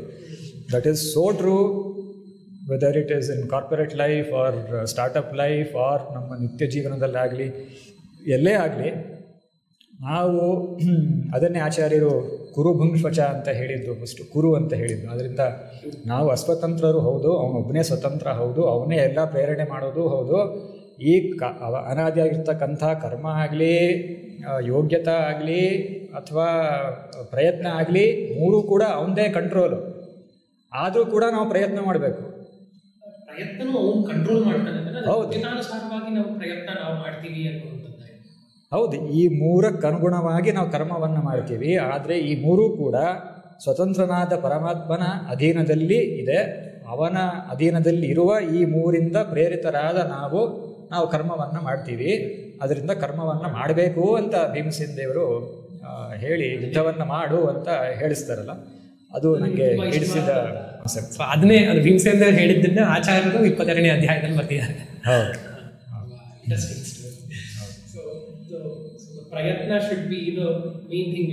You should not set like because ದೇವರ ಪ್ರೇರಣೆ ಮಾಡಲಿ ನಾನು ಮಾಡ್ತೀನಿ ಅನ್ನೋದನ್ನ ಕುತ್ಕೊಳ್ಬಾರ್ದು, ನೀನು ಪ್ರಯತ್ನ ಮಾಡು ಅನ್ನೋದನ್ನ. ಸೊ ನಮ್ಮ ಈ ಸ್ಟಾರ್ಟಪ್ ಲೈಫಲ್ಲೂ ಕೂಡ ನಮಗೆ ಒಂದು ದೊಡ್ಡ ಆರ್ಡರ್ ಬರೋದಿತ್ತು, ಬರಲಿಲ್ಲ, ಅಥವಾ ಎಕ್ಸ್ಪೆಕ್ಟೇ ಮಾಡಿರಲಿಲ್ಲ, ಒಂದು ದೊಡ್ಡ ಆರ್ಡರ್ ಬಂತು. ಎಲ್ಲದಕ್ಕೂ ಕೂಡ ನಾನೊಬ್ಬರು ನಮ್ಮ ಕೋಫೌಂಡರ್ ಟೀಮ್ಸಲ್ಲಿ ಅಥವಾ ಆವಾಗ ಸ್ಕೈಪ್ ಇತ್ತು, ಚಾಟ್ ಮಾಡುವಾಗ ಹರಿಚಿತ್ತ, ಯಾಕಂದರೆ ನಾವು ನಮ್ಮ ಕರ್ತವ್ಯವನ್ನು ಮಾಡಿದ್ವಿ, ಇದು ಮೀರಿದ್ದೆಲ್ಲ ಇನ್ನು ಪರಮಾತ್ಮನ ಕೈಯಲ್ಲಿ ಸೇರಿದ್ದು ಅಂತ ಆ ಒಂದು ದೃಢ ನಂಬಿಕೆಯಿಂದ ಎಷ್ಟೇ ತಗ್ಗು ಇದ್ದು ಕೂಡ we were able to come out. Mental aspect, like if these kind of things will like disastrous, because sometimes you will go down where you can't come up. Like ಈ ಥರ ಅಂದರೆ ಕೃಷ್ಣಾರ್ಪಣ ಬುದ್ಧಿಯಿಂದ ಮಾಡುವಂಥದ್ದು, like it will not say like I have done this so I have got this, so I have done this but I didn't get. So that kind of a situation should be managed like if you do it in a ಕೃಷ್ಣಾರ್ಪಣ ಬುದ್ಧಿ. So that is a very nice story. ಅದೇ ಇದರಲ್ಲಿ ಆಚಾರ್ಯರು ತಾತ್ಪರ್ಯ ನಿರ್ಣಯದಲ್ಲಿ ಹೇಳ್ತಾರೆ, ಪ್ರಯತ್ನಮೇಕಮಗ್ರತೋ ನಿಧಾಯ ಭೂತಿ ಮಾಪ್ನುವಃ ಅಂತ. ಇವನು ಹೇಳ್ದಂಗೆ ಅದು ನಾವು ಪ್ರಯತ್ನ ಎಲ್ಲ ಮಾಡಿ ಆದಮೇಲೂ ಫೇಲ್ಯೂರ್ ಆಯಿತು ಅಂದರೆ ಅದು ದೇವ್ರು ಇನ್ನೇನೋ ಒಳ್ಳೇದು ಇಟ್ಟಿರ್ತಾನೆ ಅಂತಾನೆ. ನೀವು ಹೇಳಿದ್ರಲ್ಲ ನಿಮ್ಮ 5,000 6,000 ರೂಪಾಯಿ ಎಲ್ಲೋ ಕೇರಳದಲ್ಲಿ ಹೋಗಿದ್ದು ಅಲ್ಲಿ ನಿಮ್ಗೆ ಕಷ್ಟ ಆಗ್ತಿತ್ತು, ಇಲ್ಲೇ ಇರ್ಲಿಕ್ಕೆ ವ್ಯವಸ್ಥೆ ನಾವು ಅದನ್ನ ಅರ್ಥ ಮಾಡಿಕೊಂಡ್ರೆ ಆಮೇಲೆ ಅದಾಗತ್ತೆ. ಕ್ಷೇಮಂ ವಿಧಾಸ್ಯತಿ ಸನೋ ಭಗವಾನ್ಸ್ತ್ರದೀಶಃ. ನಾವು ಎಷ್ಟು ಯೋಚನೆ ಮಾಡಿ ಅಯ್ಯೋ ಹಿಂಗೆ ಮಾಡಬಾರ್ದಾಗಿತ್ತು ಹಂಗೆ ಮಾಡಬಾರ್ದಾಗಿತ್ತು ಅಂತೆಲ್ಲ ಯೋಚನೆ ಮಾಡ್ತೀವಿ. ಆದರೆ ದೇವರೇನೋ ಒಳ್ಳೆ ಅಂದರೆ ನಾನು ಹೇಳ್ತಾ ಇರೋ ನಮ್ಮ ಪ್ರಯತ್ನ ಎಲ್ಲ ಮಾಡಿ ನಮ್ಮ ಪ್ರಯತ್ನ ಎಲ್ಲ ಮಾಡಿ ಗುರುಗಳ ಆಶೀರ್ವಾದ ಎಲ್ಲ ಇದ್ದು ಏನೋ ಫೇಲ್ಯೂರ್ ಆಗಿದೆ ಅಂದರೆ ನಮ್ಮ ಕರ್ಮ ಒಂದು, ಇನ್ನೊಂದು ಏನೋ ಒಂದು ಒಳ್ಳೆಯದಾಗಿ ಇಟ್ಟಿರ್ತಾನೆ. ಇದಕ್ಕೆ ಪೂರಕವಾಗಿ ನಮ್ಮ ಸ್ಟಾರ್ಟಪ್ ಇದರಲ್ಲಿ one more near death experience ಆಗಿದ್ದೇನು ಅಂತ ಹೇಳಿದ್ರೆ, we were low on cash. We had an offer from a big company for a complete acquisition buyout. That would have solved all our problems. ಯಾಕಂದರೆ ಅವರು cash infuse ಮಾಡೋರಿದ್ದರು ಕಂಪನಿನಲ್ಲಿ, share ಹೋಲ್ಡರ್ಸ್ಗೆ return ಕೊಡೋರಿದ್ದರು. ಆವಾಗ ನಂದು ಮತ್ತು ನನ್ನ ಕೋಫೌಂಡರ್ ಗುರು ಅವ್ರದ್ದು ಭಾರ ಪೂರ್ತಿ ಝೀರೋ ಆಗಿಬಿಡ್ತಾಯಿತ್ತು. So we were very hopeful of concluding the deal. ಆದರೆ ಒಬ್ಬರು ಇನ್ವೆಸ್ಟರು ಅದನ್ನು ಮುಂದೆ ಹೋಗೋಕ್ಕೆ ಬಿಡಲೇ ಇಲ್ಲ. And we felt at that point of time that this investor is poking his nose, not allowing things, not allowing the company to move to the next stage. We were very depressed. ಒಂದು ತಿಂಗಳು ತುಂಬಾ ಎಲ್ಲ employees, ಬೇರೆ investors ನಮ್ಮಲ್ಲಿ ತುಂಬ ಕಳಮಳ ಉಂಟಾಯಿತು. ಆದರೆ ಅದು ಹೆಂಗೋ ಆಮೇಲೆ ಇಲ್ಲ ಅಂತ ನಾವು ಹೇಳೋಕ್ಕೂ ಆಗಲಿಲ್ಲ. ಅವರು ಆಮೇಲೆ ಇಂಟ್ರೆಸ್ಟ್ ತೋರಿಸಲಿಲ್ಲ. They are very interested for almost 2 months. They followed up. ಅದು very rare in a corporate world that one more company is very interested to acquire and then you are not showing corresponding interest. ಅದಾಗೋಯ್ತು. ಅದಾದಮೇಲೆ ಈಗ 6-7 ವರ್ಷ ಆಗಿದೆ. ಈಗ ನಮಗೆ ಏನು exit deal ಅದೆಲ್ಲ ಬಂತು. ಇಟ್ ಈಸ್ ಅಟ್ಲೀಸ್ಟ್ 7-8 times then what terms we were offered them. So ಆಗಿದ್ದೆಲ್ಲ ಒಳ್ಳೆಯದಾಗತ್ತೆ. ಆ ಒಂದು ಭರವಸೆ ಇರಬೇಕು. ನಾವು ಮಾಡುವ ಕರ್ತವ್ಯ ಪ್ರಯತ್ನ ಅದು ಮುಂದೆ ಹೋದರೆ ಪರಮಾತ್ಮನ ಅನುಗ್ರಹ, ಧರ್ಮೋ ರಕ್ಷತಿ ರಕ್ಷಿತ ಹಾಗೆ ಆಗುತ್ತೆ. ಇನ್ನೊಂದು ಇದ್ರ ಬಗ್ಗೆ ಎಕ್ಸಾಂಪಲ್ಲು ನಮ್ಮ ಫಿಲಿಪ್ಸಲ್ಲೇ. ನಾನೀಗ ಹೆಲ್ತ್ ಕೇರಲ್ಲಿದ್ದೀನಿ. ನಾನು ಸೇರಿಕೊಂಡಾಗ ಒಂದು 10 years ಆಗೋ ತನಕ Philips were also in semiconductors. Philips lighting, Philips semiconductors, Philips health care. So ನಂದು ಬ್ಯಾಕ್ಗ್ರೌಂಡು ಎಲೆಕ್ಟ್ರಾನಿಕ್ಸ್ ಕಮ್ಯುನಿಕೇಷನ್. ಸೊ ನಾನು 10 years ಆಗಿತ್ತು. I thought enough is enough for health care, let me shift to semiconductors. ಅಲ್ಲಿ mobile technology, Philips for manufacturing mobile phones. So ಅಲ್ಲಿಗೆ shift ಆಗಬೇಕು ಅಂತ ಅವ್ರ ಹತ್ರ ಹೋಗಿ, ಮ್ಯಾನೇಜರ್ ಹತ್ರ ನಾನೇ ಹೋಗಿ ಮಾತಾಡಿದೆ. ಒಂದೇ ಕಂಪನಿ ಬಟ್ ಬೇರೆ ಡಿವಿಷನ್. ಸೊ ಆಗ್ಬೋದು ಅಂದರು. ಇಲ್ಲಿ ಫಿಲಿಪ್ಸ್ ಹೆಲ್ತ್ ಕೇರ್ ಡೈರೆಕ್ಟರ್ ಹತ್ರ ಹೋಗಿ, ಸೊ ಒಂದು ಡೇಟ್ ವಾಸ್ ಸೆಟ್. ಆ ಡೇಟ್ ಆದಮೇಲೆ he will move from here to there ಅಂತ. ಇದು ಎಲ್ಲ ಆಗ್ತಾಯಿತ್ತು. ನಾನು ಇಲ್ಲಿ ಒಬ್ಬರು ಒಟ್ಟಂಗಾಡ್ ಹೈಗ್ರೀವಾಚಾರ್ ಅಂತ ಇದ್ದರು. ಅವ್ರ ನನ್ನ ಮೇಲೆ ಭಾಳ ಪ್ರೀತಿ. ಅವ್ರು ಹೋಗಿ ಅವ್ರು ನನಗೊಂಥರ ಮೆಂಟರ್. ಏನಾದ್ರು ಪ್ರಾಬ್ಲಮ್ ಬಂದರೂ ಅವ್ರ ಹತ್ರ ಹೋಗ್ತಾಯಿದ್ದೆ. ಈ ಥರ ಆಗ್ತಾಯಿದೆ ಆಚಾರ್ಯ, ನಾನು ಈ ಥರ ಹೋಗ್ತಾ ಇದ್ದೀನಿ ಅಂದು. ನೀನು ನಿರ್ಣಯ ವಾಕ್ಯ ಹಾಕಿಸು ಅಂತಂದು. ಆಚಾರ್ಯ ಎಲ್ಲ ಆಗೋಗ್ಬಿಟ್ಟಿದೆ, ಅಲ್ಲಿ ಸೆಟ್ ಆಗೋಗ್ಬಿಟ್ಟಿದೆ, ಇಲ್ಲಿ ಏನೋ ಡೇಟು ಫಿಕ್ಸ್ ಆಗೋಗಿದೆ, ಅವರು ವೇಕೆನ್ಸಿನೂ ಕ್ಲೋಸ್ ಮಾಡಿಬಿಟ್ಟಿದ್ದಾರೆ. ಈಗ ನಿರ್ಣಯ ಅಕಸ್ಮಾತ್ ಬರಲಿಲ್ಲ ಅಂದರೆ ಏನು ಮಾಡೋದು ಆಚಾರ್ಯ ಅಂದೆ. ಅಲ್ಲ ನೀನು ಹಾಕು, ನೀನು ಒಳ್ಳೇದಿದ್ದರೆ ಬಂದೇ ಬರುತ್ತೆ. ಅಲ್ಲ ಬರಲಿಲ್ಲ ಅಂದರೆ ಏನು ಮಾಡೋದು? ಅವ್ರು ಹೆಂಗೆ ಹೋಗಿ ಹೇಳೋದು ನಾನು ಬರೋದಿಲ್ಲ ಅಂತ, ಚೆನ್ನಾಗಿರೋದಿಲ್ಲ ಅಂದೆ. ನಾ ಸುಮ್ಮನೆ ಇದ್ದೆ. ಅವರೇ ನಿರ್ಣಯ ಹಾಕಿಬಿಟ್ರು. ಅವ್ರ ಮನೆಗೆ ಹೋಗಿ ಕೇಳಿದೆ, ನಿರ್ಣಯ ಹಾಕಿಬಿಟ್ರು, ಚೆನ್ನಾಗಿರೋದು ಬರಲಿಲ್ಲ. ಆಚಾರ್ಯ ಏನು ಮಾಡೋದೀಗ ಅಂತಂದೆ. ಇಲ್ಲ ಬರಲ್ಲ ಅಂತ ಹೇಳು ಅಂತಂದರು. ನಾನು ಆಚಾರ್ಯ ಎಷ್ಟು ಮುಖಾನೇ ತೋರಿಸ್ಲಿಕ್ಕಾಗಲ್ಲ, ಇಬ್ಬರು ಮ್ಯಾನೇಜರ್ ಹತ್ರನೂ ಮಾತಾಡ್ಕೊಂಬಂದಿದ್ದೀನಿ. ನಾನೇ ಸ್ವಂತ ಹೋಗಿ ಬರ್ತೀನಿ ಅಂತ ಹೇಳಿದ್ದೀನಿ. ನೀ ಏನೇ ಮಾಡು, ಬರಲ್ಲ ಅಂತ ಹೇಳಿಬಿಡು, ಏನೋ ಆಗತ್ತೆ, ಒಟ್ಟು ದೇವ್ರು ಒಳ್ಳೇದು ಮಾಡ್ತಾನೆ ಅಂದರು. ಸರಿ ನಾನು ಬರಲ್ಲ ಅಂತ ಹೋಗಿ ಹೇಳಿದೆ. ಇಬ್ಬರು ಚೆನ್ನಾಗಿ ಬೈದರು. ನೀನು ಬುದ್ಧಿ ಇದೆಯಾ ಇಲ್ವಾ, ಎಲ್ಲ ಮಾಡಾಗಿ ಅವ್ನು ವೇಕೆನ್ಸಿ ಕ್ಲೋಸ್ ಮಾಡಾದ್ಮೇಲೆ ನೀನು ಈ ಥರ ಬರಲ್ಲ ಅಂತ ಹೇಳ್ತಾ ಇದೆಯಾ ಅಂತ ಚೆನ್ನಾಗಿ ಬೈದರು. ಅದಾಗಿ 1 ವರ್ಷಕ್ಕೆ ಆ ಡಿವಿಷನ್ನೇ ಕ್ಲೋಸ್ ಆಗುತ್ತೆ. ಫಿಲಿಪ್ಸ್ ಸೆಮಿಕಂಡಕ್ಟರ್ಸೇ ಇಲ್ಲ. ಅಂದರೆ ಅದು ಅಲ್ಲಿರೋ ಎಂಪ್ಲಾಯೀಸು ಎಲ್ಲ ಫಿಲಿಪ್ಸಿಂದ ಹೊರಗೆ ಬಂದರು. ಅಂದರೆ ನಮಗೆ ಒಂಥರ ಕಲ್ಪನೆ, ದೇವ್ರು ಹೆಂಗೆ ಕಾಪಾಡ್ತಾನೆ ಅಂದರೆ, ನಾನು ವಾಲಂಟ್ರಿಯಾಗಿ ಹೋಗಬೇಕು ಅಂತೆಲ್ಲ ಹೇಳಿ ಮಾಡಾದ್ಮೇಲೆ ದೇವ್ರದ intervention. So thank you for your like mind-blowing stories you just told. So now, like I just mentioned some names. So you can just tell us what thought that comes to your mind when you hear this kind of these names. Okay. So first we'll go with Samira. Jayatirtharu. ಅವ್ರು ಯಾತಕ್ಕೆ ಬರೀ 22 ವರ್ಷ ಮಾತ್ರ ವೇದಾಂತ ಸಾಮ್ರಾಜ್ಯದಲ್ಲಿದ್ದರು. ಅವ್ರು ಇನ್ನೊಂದು 20 ವರ್ಷ ಇದ್ದಿದ್ದರೆ ನಮ್ಮ ದ್ವೈತ ವಾಂಗ್ಮಯ ಎಷ್ಟು ಇನ್ನೂ ಬಲವತ್ತಾಗಿರ್ತಿತ್ತು, ಎಷ್ಟು ರಿಚ್ ಆಗಿರ್ತಿತ್ತು ಅಂತ ಅನಿಸೋದು ನನಗೆ ಟೀಕಾರಾಯರ ಮಾತು ಹೆಸರು ಕೇಳಿದ ತಕ್ಷಣ. ನನಗೆ ತಲೆಗೆ ಬರೋದು ಅವ್ರದ್ದು ಆರ್ಗ್ಯುಮೆಂಟ್ ಸ್ಟೈಲು. ಅಂದರೆ ಅದು ಒಂಥರ ಫೌಂಡೇಶನ್ನು. ನಾವು ಎಲ್ಲೇ ನಮ್ಮ ಕಾರ್ಪೊರೇಟ್ ವರ್ಲ್ಡಲ್ಲೇ ಆಗಲಿ, ಈಗ ಎಲ್ಲ ಕಡೆ ಸಾಮಾನ್ಯ ಟ್ರೇಡ್ ಆಫ್ಸ್ ಇರುತ್ತೆ. ಅದು ಡಿಸೈನಲ್ಲಿ, ಆರ್ಕಿಟೆಕ್ಚರಲ್ಲಿ ಅಥವಾ ಇನ್ಯಾರ ಹತ್ರನೋ ಮಾತಾಡಬೇಕಾದ್ರೆ ಪ್ಲಸ್ ಆ್ಯಂಡ್ ಮೈನಸ್ ಇದ್ದೇ ಇರುತ್ತೆ. ಆ ಟೀಕಾರಾಯರ ಆರ್ಗ್ಯುಮೆಂಟ್ ಸ್ಟೈಲು, ಸಾಧಕ ಬಾಧಕಗಳು, ಅದನ್ನು ಫೌಂಡೇಶನ್ ಕೊಟ್ಟಿರೋದೇ ನನಗೆ ಟೀಕಾರಾಯರದು ಕಾಮೆಂಟ್ರಿ.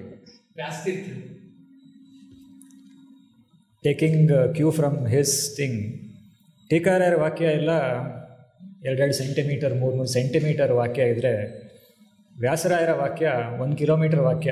ಒಂದು ವಾಕ್ಯನೇ 1 ಕಿಲೋಮೀಟರ್ ವಾಕ್ಯ ಇರುತ್ತೆ.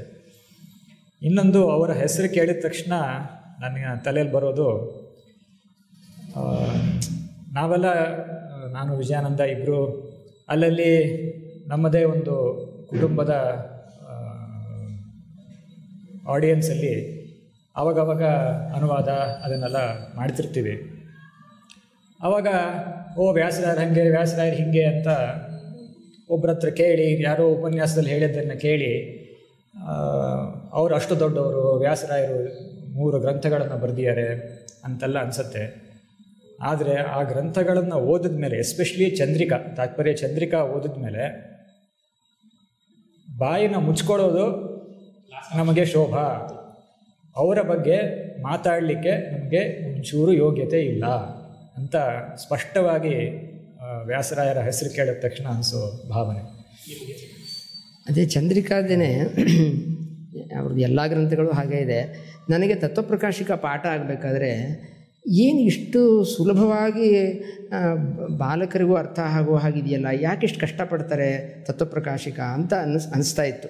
ಟೀಕಾರಾಯರು ಅಷ್ಟು ಸುಲಭವಾಗಿ ಬರೆದಿದ್ದಾರೆ. ಚಂದ್ರಿಕಾ ಓದ್ಮೇಲೆ ಆ ವಾಕ್ಯಗಳೇ ನಮಗೆ ಸರಿಯಾಗಿ ಅರ್ಥ ಆಗಿಲ್ಲ, ಖಾತ್ರಿ ಆಯಿತು.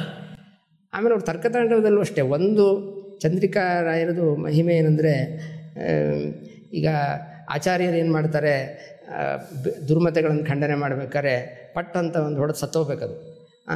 ಟೀಕಾರಾಯರು ಹಂಗೆ, ಚಂದ್ರಿಕಾರಾಯರು ಹಾಗಲ್ಲ. ಅವರು ಒಂದು ಹಾವೇನಾರು ಇದ್ದರೆ ಅದಕ್ಕೆ ತಲೆಗೆ 1-2 ಏಟು ಮಧ್ಯೆ ಸತ್ತೋಗಿರುತ್ತದು. ಅದು ಎಲ್ಲ ಕಡೆ ಹೊಡೆದು ಇಷ್ಟೆಲ್ಲ ತಪ್ಪಿದೆ ಅಂತ ಅವ್ರು ಮತ್ತೆ ಹೇಳಲೇಬಾರ್ದು, ನಿರ್ಜೀವವಾಗಿರಬೇಕು. ಹಾಗೆ ಅವ್ರದ್ದು ಆರ್ಗ್ಯುಮೆಂಟ್ಸ್. ರಘುತ್ತಮ ತೀರ್ಥರದು ನನಗೆ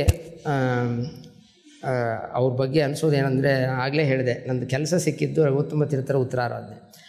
ಆವಾಗಿಂದ ನಾನು ಇಟ್ಕೊಂಡಿದ್ದೀನಿ, ವರ್ಷಕ್ಕೆ 1 ಸಲಿನಾದರೂ ಹೋಗಿ 3 ದಿನ ಸೇವೆ ಮಾಡಬೇಕು ಅಂತ. ಇದುವರೆಗೂ ಅದು ಮಾಡ್ಕೊಂಬಂದಿದ್ದು. ಅಂದರೆ ನನಗೆ ಭಾಳ ಅಲ್ಲಿಗೆ ಸೇವೆ ಮಾಡ್ಕೊಂಬಂದರೆ ಒಂದು ಬೇರೆಯೇ ಎನರ್ಜಿ. ಆಮೇಲೆ ಏನೋ ಒಂದು ಪ್ರತಿಬಂಧಕಗಳೆಲ್ಲ ಇರುತ್ತೆ, ನಮಗೆ ಗೊತ್ತೂ ಆಗಲ್ಲ. ಅದು ಫ್ಯೂಚರಿಸ್ಟಿಕ್ ಪ್ರತಿಬಂಧಕಗಳು ಕೂಡ ನಿವಾರಣೆಯಾಗಿ, ಅದರಿಂದ ನನಗೆ ರಘುತ್ತಮ ತೀರ್ಥರ ಮೇಲೆ ಅವರು ಬರೆದಿರೋ ಗ್ರಂಥಗಳು, ಅವರು ಎಸ್ಪೆಷಲಿ ತತ್ವನಿರ್ಣಯಕ್ಕೆ ಒಂದು ಭಾವಬೋಧ ಬರೆದಿದ್ದಾರೆ ಅವರು. ಅದರಲ್ಲಿ ಸುಮಾರು ಕಡೆ ನನಗೆ ಶ್ರೀನಿವಾಸಮೂರ್ತಿಗಳು, ಮೈಸೂರು CH ಶ್ರೀನಿವಾಸಮೂರ್ತಿ ಅಂತಿದ್ರು, ಅವರು ತತ್ವನಿರ್ಣಯ ಪಾಠ ಹೇಳಿದ್ದು.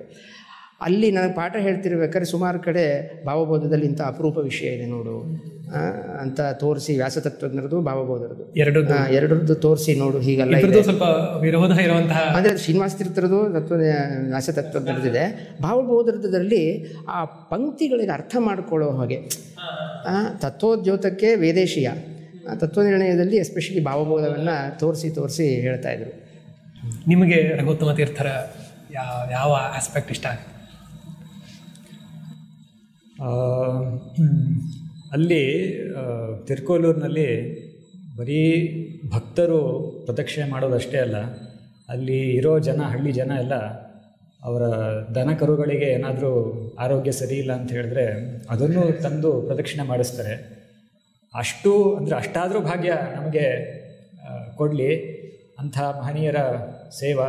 ಅಲ್ಲಿ ವಿಜಯಾನಂದ ಹೇಳ್ದಂಗೆ 3 ದಿನ ಸೇವಾ ಮಾಡಿ ಅವರ ಅನುಗ್ರಹ ಪಡ್ಕೊಂಡು 2003 ನಮ್ಮ ಮೂಗೂರಲ್ಲಿ ಗೋಲ್ಡನ್ ಜೂಬ್ಲಿ ಆಯಿತು. ಆವಾಗ ಸ್ವಾಮಿಗಳು ಬಂದಿದ್ದರು. ಆಗ ನನಗೆ ಅಧಿಕರಣ ಜ್ಞಾಪಕ ಇಲ್ಲ, ಅಂದರೆ ಪೂರ್ತಿ ಭಾವಬೋಧ ಇಟ್ಕೊಂಡು ನಾನು ಅವರ ಮುಂದೆ ಅನುವಾದ ಮಾಡಿದ್ದೆ. ಇಲ್ಲ, ತತ್ವಪ್ರಕಾಶಿಕ. ಸ್ವಾಮಿಗಳು ಭಾಳ ಸಂತೋಷಪಟ್ಟಿದ್ರು. ಅದೊಂದು ನನಗೆ ಅವ್ರ ಹೆಸರು ಕೇಳಿದಾಗ ಜ್ಞಾಪಕ ಬರುತ್ತೆ. ಸತ್ಯಾತ್ಮ ತೀರ್ಥರ ಹೆಸರು ಕೇಳಿದ್ರೆ ಏನಾಗುತ್ತೆ, ಏನಂತ? ಸತ್ಯಾತ್ಮ ತೀರ್ಥರು ಅವರು ನಾನು ಅವರಿಂದ ಕಲಿಬೇಕು ಅಂತ ಅಂದ್ಕೊಂಡಿದ್ದೀನಿ, ಇನ್ನೂ ಕಲೀಲಿಕ್ಕಾಗಿಲ್ಲ. ಎಷ್ಟೇ ಅವ್ರಿಗೆ ಕಷ್ಟ, ಎಷ್ಟು ಜನ ದಿನ ಬೆಳಗಾದರೆ ಸಾವಿರಾರು ಜನ ಯಾವಾಗಲೂ ಹಸನ್ಮುಖದಲ್ಲಿರ್ತಾರೆ, ಟೆನ್ಷನ್ಲೆಸ್. ನಮಗೆ ಒಂದು ಕಾರ್ಪೊರೇಟ್ ವರ್ಲ್ಡಲ್ಲಿ ಏನೋ ಒಂದು ಪ್ರಾಜೆಕ್ಟ್ ಡೆಡ್ಲೈನ್ ಇದೆ ಅಂತಂದರೆ ಇಷ್ಟು ಟೆನ್ಷನ್ ಆಗುತ್ತೆ. ಆ ಸ್ವಾಮಿಗಳಿಗೆ ಆ ದೇವರ ಅನುಗ್ರಹ ಎಷ್ಟು ಬರೀ ಜನರದು ಮಾಡೋದು ಅಂತಲ್ಲ, ಕೋರ್ಟ್ ಕೇಸ್ಗಳು, ಬೇರೆ ಎಷ್ಟು ಮಠದ್ದು ಹೆಡ್ ಅಂತಂದರೆ ಎಷ್ಟು ಕಡೆ ನೋಡ್ಕೊಳ್ಬೇಕು ಅವರು, ಏನೂ ಟೆನ್ಷನ್ ಇರೋದಿಲ್ಲ. ಅದು ನನಗೆ ಸ್ವಾಮಿಗಳು ನೆನಪಾದ ತಕ್ಷಣ ಅವ್ರದ್ದು ಹಸನ್ಮುಖ, ಟೆನ್ಷನ್ಲೆಸ್ ಫೇಸ್ ನೆನಪಾಗುತ್ತೆ. ನಿಮಗೆ ಅವ್ರದ್ದು ಬಹಳ ದೊಡ್ಡ ವ್ಯಕ್ತಿತ್ವ. ಅಂದರೆ ನನಗೆ ಒಂದು 3-4 ಅಂಶಗಳು ಭಾಳ ಅವಾಗವಾಗ ಹಿಡಿಸ್ತಾ ಇರುತ್ತೆ. ಮೊನ್ನೆ ಪ್ರಥಮ ಏಕಾದಶಿ ಮಧ್ಯಾಹ್ನ 2 ಗಂಟೆ ತನಕ ಸುಮಾರು ಬೆಳಗ್ಗೆ 6 ಗಂಟೆಯಿಂದ ಮುದ್ರಾ ಕೊಟ್ಟಿದ್ದಾರೆ. ಆಗಲೇ 10-15 ಸಾವಿರ ಜನದ್ದು ಮೇಲೆ ಮುದ್ರಾ ಆಗಿರುತ್ತೆ. ಪೂಜೆ ಮುಗಿಸಿದರೆ ತೊಟ್ಲು ಪೂಜೆಗೆ ಅಲ್ಲೇ ಪಕ್ಕದಲ್ಲಿ ಹೋಗಬೇಕು. ಸ್ವಾಮಿಗಳೇ ಅಂದರೆ ಅಲ್ಲಿ ಪಾಪ ಎಡಬಲ್ ಸೇವೆ ಮಾಡೋರೆಲ್ಲ ಟಕ ಟಕ ಟಕ ಅಂತ, ಯಾಕಂದರೆ ಇನ್ನೂ 15,000 20,000 ಜನಕ್ಕೆ ಮುದ್ರಾ ಆಗಬೇಕು. ಸ್ವಾಮಿಗಳು ಪೂಜೆ ಮುಗಿಸಿ ಪುನಃ ಕ್ಯೂಗೆ ಹೋಗಬೇಕು. ಸೊ ಎಲ್ಲರೂ ಪಾಪ ಬೇಗ ಕೆಲಸ ಮಾಡ್ತಿದ್ರು ಕೂಡ ಸ್ವಾಮಿಗಳ ಆಸನ ತಂದು ಅಲ್ಲಿ ಪೂಜೆ ಮಾಡಿದ ಜಾಗದಿಂದ ತಗೊಂಡು ಆ ತೊಟ್ಲು ಮುಂದೆ ಹಾಕಬೇಕು. ಸ್ವಾಮಿಗಳು ಆಗಲೇ ಎಷ್ಟು ಜನಕ್ಕೆ ಮುದ್ರಾ ಕೊಟ್ಟಿದ್ದಾರೆ. ಬಿಸಿಲು ಅಂದರೆ ಎಷ್ಟು ದೇಹಕ್ಕೆ ಶ್ರಮ ಆಗಿರುತ್ತೆ. ಆದರೂ ಕೂಡ ನಾವಿದ್ದರೆ ಏನು ಮಾಡ್ತೀವಿ, ನಮ್ಮ ಮನೇಲೇ ನಮ್ಮ ಹೆಂಡತಿಗೋ ಮಕ್ಕಳಿಗೋ ಹಿಂಗೆ ಮಾಡ್ತೀವಿ, ಮುಖ ಸಿಂಡ್ರಿಸ್ಕೋತೀವಿ, ಮಾಡಿ ಅಂತ ಹೇಳ್ತೀವಿ. ಯಾಕಂದರೆ ಆ ಕೆಲಸ ಮಾಡೋದು ಅವ್ರ ಜವಾಬ್ದಾರಿ, ನಮ್ದಲ್ಲ. ಆದರೂ ಕೂಡ ಸ್ವಾಮಿಗಳು ಏನೂ ವಿಕಾರ ಇಲ್ಲದೆ, ಯಾರನ್ನೂ ಕರೀದೆ, ತಾವೇ ತೊಗೊಂಡು ಆ ಆಸನ ತೊಗೊಂಡು ಅಲ್ಲಿ ಕೂತ್ಕೊಂಡ್ರು, ಪುನಃ ಬೆಳ್ಳಿ ತಟ್ಟೆ ತಂದು ಅವರೇ 2 ಸಲ ಹೋಗಿ ತಂದು ಇಟ್ಟರು. ಈ ಥರ ಸುಮಾರು ಸಲ ಅಬ್ಸರ್ವ್ ಮಾಡಿದ್ದೀನಿ. Self help is the best help ಅಂತ ನಾವು ಅದನ್ನು ಇಂಗ್ಲೀಷ್ನಲ್ಲಿ ಪರಿವರ್ತನೆ ಮಾಡ್ಕೊಂಡಿದ್ದೀವಿ. ಆದರೆ ಸ್ವಾಮಿಗಳು ಅಷ್ಟು ದೊಡ್ಡ ಸ್ಥಾನದಲ್ಲಿ, ಅಷ್ಟು ದೊಡ್ಡ ವ್ಯಕ್ತಿತ್ವ, ಅಷ್ಟು ದೇಹಕ್ಕೆ ಶ್ರಮ, ಆದರೂ ಕೂಡ ಹಸನ್ಮುಖರಾಗಿ ತಾವೇ ತಮ್ಮ ಕೆಲಸ ಅಲ್ಲ, ಬೇರೆಯವ್ರು ಮಾಡೋ ಕೆಲಸವನ್ನು ತಾವೇ ಮಾಡ್ತಾರೆ ಅನ್ನೋದು ನನಗೆ ಭಾಳ ಹಿಡಿಸಿದ ಒಂದು ಅಂಶ. ಮುಂದೆ the next aspect of our podcast is dharmacharane. So before getting into dharmacharane, we'll just talk about what is dharma. What do you mean by dharma according to you, sir? According to shastras, and what have you learnt that how should dharma be defined or be called as? See, ಆಚಾರ್ಯರು ಗೀತಾ ಭಾಷ್ಯದಲ್ಲಿ ಹೇಳಿಬಿಟ್ಟಿದ್ದಾರೆ, ಸ್ವವಿಯತ ವೃತ್ತಿಯ ಭಕ್ತಿಯ ಭಗವದ್ ಆರಾಧನಮೇವ ಪರಮೋ ಧರ್ಮ ಅಂತ. ಅದರಿಂದ ನನ್ನ ಆಚಾರ್ಯರ ಡೆಫಿನೇಷನ್ ಏನಂದರೆ, ಅವರವರಿಗೆ ಏನೇನು ವಿಹಿತವಾದ ಕೆಲಸಗಳಿರುತ್ತೋ ಅದನ್ನು ನಿಸ್ಪೃಹತೆಯಿಂದ ಮಾಡೋದೇ ಧರ್ಮ.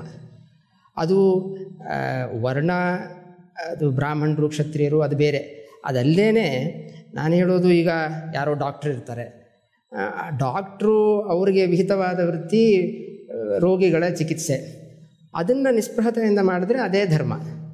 ಅಥವಾ ಲಾಯರ್ ಇರ್ತಾರೆ, ಲಾಯರು ಒಬ್ಬರಿಗೆ ನಿಜವಾಗಲೂ ಸರಿಯಾದ ರೀತಿಯಿಂದ ಸಜ್ಜನನಿಗೆ ಯಾರಿಗೋ ಕೇಸ್ ಗೆದ್ದುಕೊಟ್ರೆ ಅದೇ ಒಂದು ಧರ್ಮ.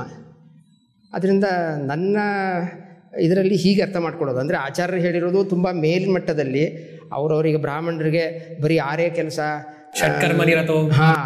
ಅದರಿಂದ ಅದು ತುಂಬ ಹೈ ಲೆವೆಲ್. ಆದರೆ ನಮ್ಮ ಲೆವೆಲ್ಗೆ ಬಂದರೆ ಅದನ್ನೇ ಅಪ್ಲೈ ಮಾಡಿದ್ರೆ ಅವರವ್ರಿಗೆ ಏನು ಇದೆ ಅದನ್ನು ಮಾಡಿದ್ರೆ ಧರ್ಮ ಅಂತ ನಮ್ಮದು. So that is the who should define dharma? If someone for an engineer or for correct. ಅಂದರೆ ಈ ಇದರಲ್ಲಿ ಆಚಾರ್ಯರು ಹೇಳೇ ಬಿಟ್ಟಿದ್ದಾರೆ, ವೇದ ಪ್ರಣಹಿತೋ ಧರ್ಮ ಅಧರ್ಮಸ್ತದ್ ವಿಪರ್ಯಯ, ಅದು ಭಾಗವತದಲ್ಲೂ ಇದೆ. ಅದರಿಂದ ತುಂಬ ಅಟ್ ಎ ಹೈಯೆಸ್ಟ್ ಲೆವೆಲ್ ವೇದಗಳು ಮೂಲ ಎಲ್ಲದಕ್ಕೂ. ಆ ವೇದಗಳ ಮೂಲವನ್ನು ಆಶ್ರಯಿಸಿ ಮನುಸ್ಮೃತಿನೋ ಬೇರೆ ಸ್ಮೃತಿ ಗ್ರಂಥಗಳು, ಪರಾಶರ ಸ್ಮೃತಿ ಎಲ್ಲ ಬಂದಿದೆ. ಅದರಿಂದ ಹಿಂದೆ ಯಾವುದು ವೇದಗಳಲ್ಲಿ ಹೇಳಲ್ಪಟ್ಟಿತ್ತು, ಆಮೇಲೆ ವೇದ ದ್ರಷ್ಟಾರರು ಏನು ಬೇರೆ ಬೇರೆ ಪೌರುಷೇಯ ಗ್ರಂಥಗಳನ್ನು ಬರೆದಿದ್ದಾರೆ, ಅದೆಲ್ಲವೂ ವೇದಕ್ಕೆ ಅನುಸಾರಿಯಾಗಿದ್ದರಿಂದ ಅದೆಲ್ಲವೂ ಕೂಡ ಧರ್ಮನೇ. So, like at this, like in Yajnavalkya Smriti or Manusmriti, like I've read that like if there are like the law of the land is also should be treated as dharma. So if someone is going against dharma, he should be punished by the king. So that is the gist of the Smritis. As you said, like as you quoted that was the status quo of the Dharma Shastra. So how do you balance, like if there are any conflicts between Dharma Shastra and the constitution, as we call it as a law of the land? So how do you manage those things? Like how should someone in this... ಅದೇ ಈಗ example ಕನ್ಯಾ ವಿವಾಹ ಈಗ government ನಿಷೇಧ ಮಾಡಿದ್ದಾರೆ. ಅದರಿಂದ ಈಗ at A highest level ಎಲ್ಲಿ ಧರ್ಮಾಚರಣೆಗೆ ಅನುಕೂಲ ಇರಲ್ಲ ಆ ದೇಶ ಬಿಟ್ಟು ಹೋಗಬೇಕು. ಆ ದೇಶ ಬಿಟ್ಟು ಹೋಗಿ ಬೇರೆ ಕಡೆ ಅನುಕೂಲವಾಗಿದ್ದರೆ ಅಲ್ಲಿ ಧರ್ಮಾಚರಣೆ ಮಾಡ್ಬೋದು. ಬಟ್ ಅದು ಸಾಧ್ಯ ಇಲ್ಲ ಅಂದರೆ ಈಗ ಇಡೀ ಭಾರತದಲ್ಲೇ ಈ ರೂಲ್ ಕೆಲವು ರೂಲ್ಸು ನಾನು ಇದು ಎಕ್ಸಾಂಪಲ್ ತೊಗೊಂಡೆ ಆ ಥರ ತಂದಿದ್ದಾರೆ ಅಂದರೆ ಆವಾಗ ರೂಲ್ ಆಫ್ ದ ಲ್ಯಾಂಡ್ ಯಾರು should prevail. Okay. So what according to you, like as Vijayananda mentioned, like for a doctor treating a patient as a dharma, for a chartered accountant, like there are some things which need to be performed by a chartered accountant or an engineer or a lawyer should be the dharma. What according to you, like as you draw it from the shastras, is a dharma according to you? ಧಾರಯತಿ ಇತಿ ಧರ್ಮ ಅಂತ ಒಂದು ಲಕ್ಷಣ ಇದ್ದೇ ಇದೆ. ಇನ್ನೊಂದು ಪರಮಾತ್ಮನ ಹೆಸರೇ ಧರ್ಮ ಅಂತ ಸಹಸ್ರನಾಮದಲ್ಲಿ ಅದೊಂದು ಹೆಸರಿದೆ. ಆಮೇಲೆ ಧರ್ಮಸ್ಯ ವಚನಂಶೇಯ ಧರ್ಮಜ್ಞಾನಂತೂ ದುಷ್ಕರಂ ಅಂತಲೂ ವಾಕ್ಯ ಇದೆ. ಈಗ ನಿಮ್ಮ ಪ್ರಶ್ನೆಯ ಬ್ಯಾಕ್ಗ್ರೌಂಡ್ ನಾನು ಸ್ವಲ್ಪ ಅರ್ಥ ಮಾಡಿಕೊಂಡ್ರೆ ಒಂದು ಸತ್ಯಧ್ಯಾನರ ಕಥೆ ಹೇಳಿ ಅದನ್ನು ಸ್ವಲ್ಪ ಧರ್ಮ ಅಂದರೆ ನಮ್ಮ ಪ್ರಶ್ನೆ ಬ್ಯಾಕ್ಗ್ರೌಂಡ್ ಏನಂತಂದರೆ, so like we want to like we are targeting an audience who are questioning the validity of dharmacharane and dharma. So who should fix that? Like doing sandhya vandane is a ಮೂರು ವರ್ಣದವರ ಧರ್ಮ. Like performing the trikala sandhya vandana is a ತ್ರಿವರ್ಣದವರು ಮಾಡುವಂಥ ಧರ್ಮ. So why should someone do sandhya vandane? Or like why should I not, like what is the problem of like getting against the dharma and not doing the sandhya vandane? So like I just want to ask those questions in the future. So I just want to get the definitions, what you have already, based on that I would be able to ask the proper questions. So on that background, I will jump to that and then extend your question. ಈಗ 3 ಹೊತ್ತು ಸಂಧ್ಯಾನೆ ಮಾಡಬೇಕು ಅಂತ ಇತ್ತು, ಅದು ಆ ಕಾಲಕ್ಕಾಯಿತು. ಈ ಕಾಲದಲ್ಲಿ 2 ಹೊತ್ತು ಅಥವಾ 1 ಹೊತ್ತಕ್ಕೆ ಸ್ವಲ್ಪ ರಿಯಾಯಿತಿ ಕೊಡ್ರಿ, ಯಾಕಂದರೆ ನಾವು ಇವಾಗ ಕೆಲಸಕ್ಕೆ ಹೋಗ್ತೀವಿ, ಟ್ರಾವೆಲ್ ಮಾಡಬೇಕು, ಸೊ ನಮಗೆ 1 ಹೊತ್ತಕ್ಕೆ ಅವಕಾಶ ಮಾಡಿಕೊಡಿ, ಅಥವಾ ಮಾಡಿ. ಏಕಾದಶಿ ಅವಾಗ ಬೇರೆ ಜನ ಕೆಲಸ ಬೇರೆ ಇರಲಿಲ್ಲ, ಮಾಡ್ತಾಯಿದ್ರು. ಈಗ 2 ದಿನ ಉಪವಾಸ ಮಾಡಲಿಕ್ಕೆಲ್ಲ ಆಗೋದಿಲ್ಲ, 1 ದಿನಕ್ಕೆ ಇಳಿಸ್ರಿ, 2 ಏಕಾದಶಿ ಅಂತಲೇ ಬೇಡ ಅಂತ ಮಾಡಿಬಿಡ್ರಿ ಅಂತ.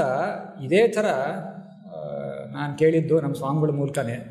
ಸತ್ಯಧ್ಯಾನರ ಟೈಮಲ್ಲೂ ಇದೇ ಥರ ಒಂದು ದೊಡ್ಡ ಸಭೆ ಆಗಿ ಇದೇ ಥರ ಒಂದು ಚರ್ಚೆ ಆಯಿತು. ಆಗೆಲ್ಲ ಧರ್ಮಶಾಸ್ತ್ರಗಳಲ್ಲಿ ನಿಪುಣರಾದ ಪಂಡಿತರು, ಸ್ವಾಮಿಗಳೇ ಸ್ವತಃ ಇದ್ದರು, ಬೇರೆ ಬೇರೆ ಮಠದ ಶಿಷ್ಯರೆಲ್ಲ ಇದ್ದರು. ಇದೇ ಥರ ಚರ್ಚೆ ಆಯಿತು. ಇವಾಗ ಅದನ್ನೆಲ್ಲ ಹೇಳಬಾರ್ದು, ಆದರೆ ಸುಮಾರು ಆಚರಣೆಗಳೆಲ್ಲ ಈಗ ಬಿಟ್ಟು ಹೋಗಿದೆ ಅಥವಾ ಲಾ ಆಫ್ ದ ಲ್ಯಾಂಡ್ಗೆ ವಿರುದ್ಧವಾಗಿದೆ. ಆದ್ದರಿಂದ ನಾವೆಲ್ಲ ಸೇರಿಕೊಂಡು ಎಲ್ಲ ಮಾಧ್ವ ಪೀಠಾಧಿಪತಿಗಳು ಅಂತ ಬೇಕಾದ್ರೆ ಹೇಳಿ, ಅಥವಾ ಉತ್ತರಾದಿ ಮಠದವರು ಅಂತ ಹೇಳ್ರಿ, ಅಂತೂ ಸ್ವಾಮಿಗಳ ನೇತೃತ್ವದಲ್ಲಿ ನಾವು ಸ್ವಲ್ಪ ಬದಲಾವಣೆ ಮಾಡೋಣ, ರಿಯಾಯಿತಿ ಮಾಡಬೇಕು according to the changing times. So let us dilute or keep what is relevant today. Correct. So like before like sorry for the intervention. So like in Parashara Smriti, like if we want to change the dharma is amendable. So that is how it is mentioned. So but it should be in conformation with the Veda or the Apaurushaya Grantha, like Veda, Mahabharata, Apaurushaya Grantha, Mahabharata. So like if it is the case, like who should decide it before going to that? ಅದೇ ಸತ್ಯಧ್ಯಾನರು ಇದಕ್ಕೆ ಉತ್ತರ ಕೊಟ್ಟರು. ಅವರು ಕೇಳೋದೆಲ್ಲ ಕೇಳಿದ್ರು. ಅಲ್ಲಿರೋ ಪಂಡಿತರೆಲ್ಲ ಒಬ್ಬೊಬ್ಬರು ನಾವು ಹಿಂಗೆ ಮಾಡೋಣ, ಇದನ್ನು ಕಡಿಮೆ ಮಾಡೋಣ, ಇದನ್ನು ಜಾಸ್ತಿ ಮಾಡೋಣ, ಅಥವಾ ಇದನ್ನು ತೆಗೆದೇ ಬರೋಣ ಅಂತ ಸುಮಾರು ಜನ ಎಲ್ಲ ಅವರ ಅಭಿಪ್ರಾಯವನ್ನು ವ್ಯಕ್ತಪಡಿಸಿದ್ರು. ಆಮೇಲೆ ಸತ್ಯಧ್ಯಾನ ತೀರ್ಥರು, ಆಯ್ತಪ್ಪ, ಇವಾಗ ನಮ್ಮ ಕೈಯಲ್ಲಿ ಪ್ರಿಂಟಿಂಗ್ ಪ್ರೆಸ್ ಇದೆ, ನಮ್ಮ ಹತೋಟಿನಲ್ಲಿ ಏನು ಟೈಪ್ ಮಾಡ್ಬೋದು ಅಥವಾ ಏನು ಪ್ರಿಂಟ್ ಮಾಡ್ಬೋದು ಅನ್ನೋದು ನಮ್ಮ ಕೈಯಲ್ಲಿದೆ. ಈಗ ನೀವು ಹೇಳಿದ್ದೆಲ್ಲ ಸೇರಿಕೊಂಡು ನಾವು ನಾಳೆ ಒಂದು ಪುಸ್ತಕ ಮಾಡೋಣ, ಏನದು ಧರ್ಮ V2 ವರ್ಷನ್ 2 ಅಂತ ಮಾಡೋಣ. ಆದರೆ ಯಾವ ಗಂಡಸು ಈ ಸಭೆಯಲ್ಲಿ ನೀವು ಎದೆ ತಟ್ಕೊಂಡು ಹೇಳ್ತೀರಾ, ಈಗ ಇದನ್ನು ನಾವು ಏನು V2 ಅಂತ ಮಾಡಿ ಅದನ್ನು ಚಾಲ್ತಿಗೆ ತಂದರೆ, ಅದನ್ನು ಫಾಲೋ ಮಾಡಿದ್ರೆ ಪುಣ್ಯ ಬರುತ್ತೆ, ಪಾಪ ಬರೋದಿಲ್ಲ. ಹಿಂದೆ ಅವಾಗ ಏನು ಹೇಳಿತ್ತು ಅದಕ್ಕೆ ನಾವು ವಿರುದ್ಧವಾಗಿ ಅಥವಾ ಒಂದು ಸ್ವಲ್ಪ ಕಟ್ ಮಾಡಿ ಇವಾಗ ಏನು ಮಾಡ್ತಾ ಇದ್ದೀವಿ, ಇದರ ಆಚರಣೆಯಿಂದ ಯಾವ ಉದ್ದೇಶ ಧರ್ಮಶಾಸ್ತ್ರದಲ್ಲಿ ಇತ್ತು ಆ ಧರ್ಮಗಳನ್ನು ನಾವು ಚೌಕಟ್ಟು ಹಾಕಲಿಕ್ಕೆ, ಆ ಚೌಕಟ್ಟು ಇದನ್ನು ನಾವು ಫಾಲೋ ಮಾಡೋದ್ರಿಂದ ಅದು ಡಿಸ್ಟರ್ಬ್ ಆಗಿಲ್ಲ ಅನ್ನೋದು ಇಲ್ಲಿ ಯಾವ ಗಂಡಿಸಿದಾನೆ ಈ ಸಭೆಯಲ್ಲಿ ಎದ್ದು ನಿಂತ್ಕೊಳ್ಳಿ ಅಂತ ಹೇಳಿದಾಗ ಎಲ್ಲರೂ ಅವಾಗ ಸುಮ್ಮನೆ ಆದರು. ಆದ್ದರಿಂದ ಧರ್ಮಾಚರಣೆ ಈಗ ನಮಗೆ ಆಗೋದಿಲ್ಲ ಅನ್ನೋ ಮಾತ್ರಕ್ಕೆ ಆವಾಗ ಹೇಳಿದ್ದು ತಪ್ಪು, ಅದನ್ನು ಡೈಲ್ಯೂಟ್ ಮಾಡಬೇಕು, ಚೇಂಜ್ ಮಾಡಬೇಕು, ಕಟ್ ಮಾಡಬೇಕು, ಹೊಸದು ತರಬೇಕು ಅನ್ನೋದು ಇಲ್ಲ. ಧರ್ಮಶಾಸ್ತ್ರದಲ್ಲಿ ಏನು ಹೇಳಿದೆ ಅದನ್ನು ನಾವು ಯಥಾವತ್ತಾಗಿ ಫಾಲೋ ಮಾಡಬೇಕು. ಆಗೋದಿಲ್ಲ, ಹೌದು, ಕ್ಷಮಾ ಮಾಡು ಸ್ವಾಮಿ ಅಂತ ಪರಮಾತ್ಮನಲ್ಲಿ ಕೇಳಿಕೊಂಡು ನಮಗೆ ಎಷ್ಟು ಆಗುತ್ತೋ ಮೋಸ ಇಲ್ಲದೆ ಅದನ್ನು ನಾವು ಫಾಲೋ ಮಾಡಬೇಕು. ಅದರಿಂದ ಪರಾಶರ ಸ್ಮೃತಿಲಿ ಹೇಳಿರೋದು ಅಮೆಂಡ್ಮೆಂಟ್ ಆಫ್ ಧರ್ಮ ಅದಲ್ಲ, ಧರ್ಮಶಾಸ್ತ್ರ ಪ್ರವರ್ತಕರು ಅಂತ ಯಾರಿದಾರಲ್ಲ ಋಷಿಗಳು, ಅಂತಹವ್ರು ಮಾಡಿದ್ರೆ ಬೇರೆನೆ. ಅಂದರೆ ಯಾರು ಬೇಕಾದ್ರೂ ಮಾಡ್ಲಿಕ್ಕೆ ಆಗಲ್ಲ. ಯಾರು ಬೇಕಾದ್ರೂ. ಅದಕ್ಕೆ ನಾನು ಹೇಳಿದ್ದು ವೇದದ್ರಷ್ಟಾರರ ಸಮಾನ ಕಕ್ಷೆಯಲ್ಲಿ ಯಾರು ಅಂತಹ ದೊಡ್ಡ ದೊಡ್ಡ ಋಷಿಗಳಿರ್ತಾರೆ, ಅವರು ಅಮೆಂಡ್ಮೆಂಟ್ ಮಾಡಿದ್ರೆ ಇವಾಗ ನಾವು ಮಾಡ್ತೀವಿ ಅಂತಂದರೆ ಈ ಪ್ರಾಬ್ಲಮ್ ಇದೆ, ಈ ಥರ ಪ್ರಾಬ್ಲಮ್ ಇದೆ. ಓಕೆ. ಸೊ ಆಮೇಲೆ ಅದೇ I think you are leading to this, keeping both of us as examples. ಧರ್ಮಾಚರಣೆ ಮಾಡ್ಬೋದಾ ಅಂತ. ಈಗ ಒಂದು ಕಾರ್ಪೊರೇಟ್ ಆಫೀಸ್ಗೆ ಹೋದರೆ ಕ್ಲೀನ್ ಶೇವ್ ಇರಬೇಕು, ನೀಟಾಗಿ ಟ್ರಿಮ್ ಆಗಿ ಇರಬೇಕು. ಆದರೆ ನಾವಿಬ್ಬರು ಟೋಪಿ ಹಾಕ್ಕೊಂಡು ಹೋಗ್ತೀವಿ, ಮುಖಕ್ಷೌರ ಮಾಡ್ಕೊಡಲ್ಲ. ಒಂದು ಸಲ ಒಂದು ಮಂಗಳವಾರ ಬರುತ್ತೆ, ಆಮೇಲೆ ದಶಮಿ, ಏಕಾದಶಿ, ದ್ವಾದಶಿ ಮೇಲೆ ತ್ರಯೋದಶಿ, ಇನ್ನೇನೋ ಅಮಾವಾಸ್ಯೆ, ಒಟ್ಟು ಒಂದು 10 ದಿನ ಇರಲ್ಲ, ಹಾಗೆ ಹೋಗ್ತೀವಿ. ಅಲ್ಲಿ ಒಂದು ಕ್ಲೈಂಟ್ ವಿಸಿಟ್ ಹೋಗ್ತೀವಿ, ಅವರು ಕಾಫಿ ಅಂತಾರೆ, ಇನ್ನೇನೋ ಹೇಳ್ತಾರೆ, ಏನೂ ತಿನ್ನಲ್ಲ. ಏಕಾದಶಿ ನಿತ್ಯೋಪವಾಸ ಮಾಡ್ತೀವಿ, ಚಾತುರ್ಮಾಸ ಮಾಡ್ತೀವಿ.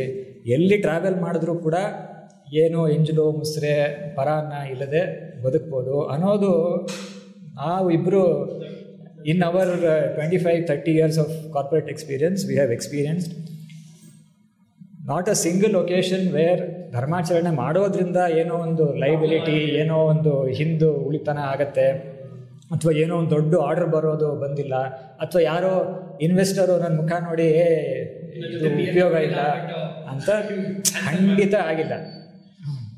ಅದು ಭ್ರಮೆ ಅಷ್ಟೇ ನಮ್ಮದು. ಅಂದರೆ ಅದ್ರ ಮೇಲೆ ಟ್ರಸ್ಟು ಇರಲಿಲ್ಲ ಅಂದರೆ ಅದು ಇವನು ಹೇಳ್ದಂಗೆ ಆ ಥರ ಸುಮಾರು ಜನ ಅಂದ್ಕೊಳ್ತಾರೆ ಇದು ಈ ಥರ ಇಲ್ಲದೆ ಹೋದರೆ ಕಷ್ಟ ಆಗತ್ತೆ ಅಂತ. ಆ ಥರ ಏನೂ ಆಗೋದಿಲ್ಲ. ಆಮೇಲೆ ದೇವರು, ನೀವು ಯಾವುದೋ ಇವನು ತುಂಬ ಟ್ರಾವೆಲ್ ಮಾಡಿದ್ದಾನೆ, ನಾನು ಇಂಡಿಯಾದಲ್ಲಿ ಟ್ರಾವೆಲ್ ಮಾಡಿದ್ದೀನಿ. ದೇವರು ಯಾವತ್ತೂ ಊಟ ಇಲ್ಲದೆ ಇರೋ ಹಂಗೇನು ಇಡಿಸಿಲ್ಲ. ಅಂದರೆ ಅಲ್ಲೂ ಮಡಿಯಾಗಿ ಶುದ್ಧವಾಗಿ ನಾವು ಹೇಗೆ ಇಲ್ಲಿರಬಹುದೋ ಶುದ್ಧವಾಗೇ ಊಟಕ್ಕೆ ಏನೂ ಪ್ರಾಬ್ಲಮ್ ಇಲ್ಲ. ಅಂದರೆ ಅವನ ಮೇಲೆ ಭರವಸೆ ಇರಬೇಕಷ್ಟೆ, ಅದಿದ್ದರೆ ಗ್ಯಾರಂಟಿ ಆಗುತ್ತೆ. ಸೊ ಈಗ let's talk about some of the essentials of dharmacharane. So if you take a dvija, so what is the if what we have understood sandhya vandane, agni ಕಾರ್ಯ, ಏಕಾದಶಿ ಉಪವಾಸ, ಮತ್ತು ಚಾತುರ್ಮಾಸ್ಯ ಆಚರಣೆ, ಅದು ಬಿಟ್ಟು ಒಂದಿಷ್ಟು ಧರ್ಮಾಚರಣೆಗಳಿದೆ. So why is it essential, why is it sandhyavandana essential for a dvija? So what would you say? ಅಲ್ಲ, ಅನೇಕ ಸ್ಮೃತಿ ಗ್ರಂಥಗಳಲ್ಲಿ ಸಂಧ್ಯಾಹೀನ ಅಶುಚಿರ್ನರಃ, ಮತ್ತು ಸಂಧ್ಯಾವಂದನೆ 3 ದಿನ ಬಿಟ್ಟರೆ ಬ್ರಾಹ್ಮಣತ್ವನೇ ಹೋಗುತ್ತೆ ಅಂತ ಇರೋದ್ರಿಂದ ಈ ಸ್ಮೃತಿ ಗ್ರಂಥಗಳಲ್ಲಿ ಏನು ನಮಗೆ ರೆಕಮೆಂಡೆಡ್ ಧರ್ಮಾಚರಣೆ ಇದೆ ಅದನ್ನು ನಾವು without questioning the logic, without questioning the science, without questioning the benefit, ಅದನ್ನು ನಾವು ಮಾಡೋದು ನಮ್ಮ. So lot of people like nowadays has questioned the scientific, like are questioning the scientific aspects of doing sandhya or doing any acharane. So like how do you align dharma and the science? So, like how should we like think of a dharma acharane in any other aspect? Like should we have to really think about the dharma acharane with the other aspects? Should we really have to do that? ಅಲ್ಲ, ಅದು ಎಲ್ಲ ಧರ್ಮಾಚರಣೆಗೂ ಕೂಡ ಒಂದು scientific background ಇದೆ ಅಂತ ಹೇಳೋದು ಕಷ್ಟ. ಅದು ಬೇಕೇ ಬೇಕು ಅನ್ನೋದು ಬೇಕು ಅಂತಲೂ ಇಲ್ಲ. ನನ್ನ ಪ್ರಕಾರ ಧರ್ಮಾಚರಣೆ, ಇದು ನನ್ನ ವ್ಯೂ, ಧರ್ಮಾಚರಣೆಯಲ್ಲಿ ಈ ಧರ್ಮವನ್ನು ಆಚರಣೆ ಮಾಡಿದರೆ ಇದು ಬೆನಿಫಿಟ್ಟು ಅಥವಾ ಇದು ಪುಣ್ಯ ಅನ್ನೋದು ಎಲ್ಲ ಅತೀಂದ್ರಿಯವಲ್ಲ. ಅಂದರೆ ಇದರಿಂದ ಪುಣ್ಯ ಬರುತ್ತೆ ಅಥವಾ ನೀವು ಬ್ರಾಹ್ಮಣತ್ವ ಎನ್ನುವುದು ಜಾತಿ ಅದೆಲ್ಲ ಅತೀಂದ್ರಿಯವಲ್ಲ. ಅದರಿಂದ ಸೈಂಟಿಫಿಕ್ ಬೇಸಿಸ್ನ ಹುಡುಕ್ಲಿಕ್ಕೆ ಆಗಲ್ಲ. ಅದೇ ಶಾಸ್ತ್ರದಲ್ಲಿ ಈಗ ಆಚಾರ್ಯರು ಇಡೀ ಸರ್ವಮೂಲದಲ್ಲಿ ಅವ್ರದ್ದು ವಿಷನ್ ಹೇಗಿದೆ ಅಂದರೆ, ಈಗ ಧರ್ಮಾರ್ಥ ಕಾಮ ಪುರುಷಾರ್ಥಗಳು ಅಂತಿದೆಯಲ್ವ, ಕೊನೆಯದು ಮೋಕ್ಷ ಅನ್ನೋದು ಪುರುಷಾರ್ಥ. ಆ ಮೋಕ್ಷ ಎನ್ನುವ ಪುರುಷಾರ್ಥ ಎಲ್ಲ ಅತೀಂದ್ರಿಯನೇ, ಮತ್ತು ಎಲ್ಲ ಆಗಮದಿಂದನೇ ಸಿದ್ಧ ಆಗೋದು. ಅದು ನೀವು ಪಡ್ಕೊಳ್ಬೇಕು ಅಂದರೆ ಇದು ಸ್ಟೆಪ್ಸ್ ಇದೆ, ಇಂತಹ ಮಜಲುಗಳೆಲ್ಲ ಇದೆ. ಅದರಲ್ಲಿ ಅನುಷ್ಠಾನ ಒಂದು ಬೇಸಿಕ್. ಅನುಷ್ಠಾನಕ್ಕೋಸ್ಕರನೇ ಆಚಾರ್ಯರು ಕೃಷ್ಣಾಮೃತ ಮಹಾರ್ಣವ, ಸದಾಚಾರ ಸ್ಮೃತಿ, ತಂತ್ರಸಾರ ಅಲ್ಲೆಲ್ಲ ಅನುಷ್ಠಾನಕ್ಕಂತಲೇ ಇಟ್ಟಿದ್ದಾರೆ. ಅಂದರೆ ಅದು ಫಸ್ಟ್ ಸ್ಟೆಪ್ಪು.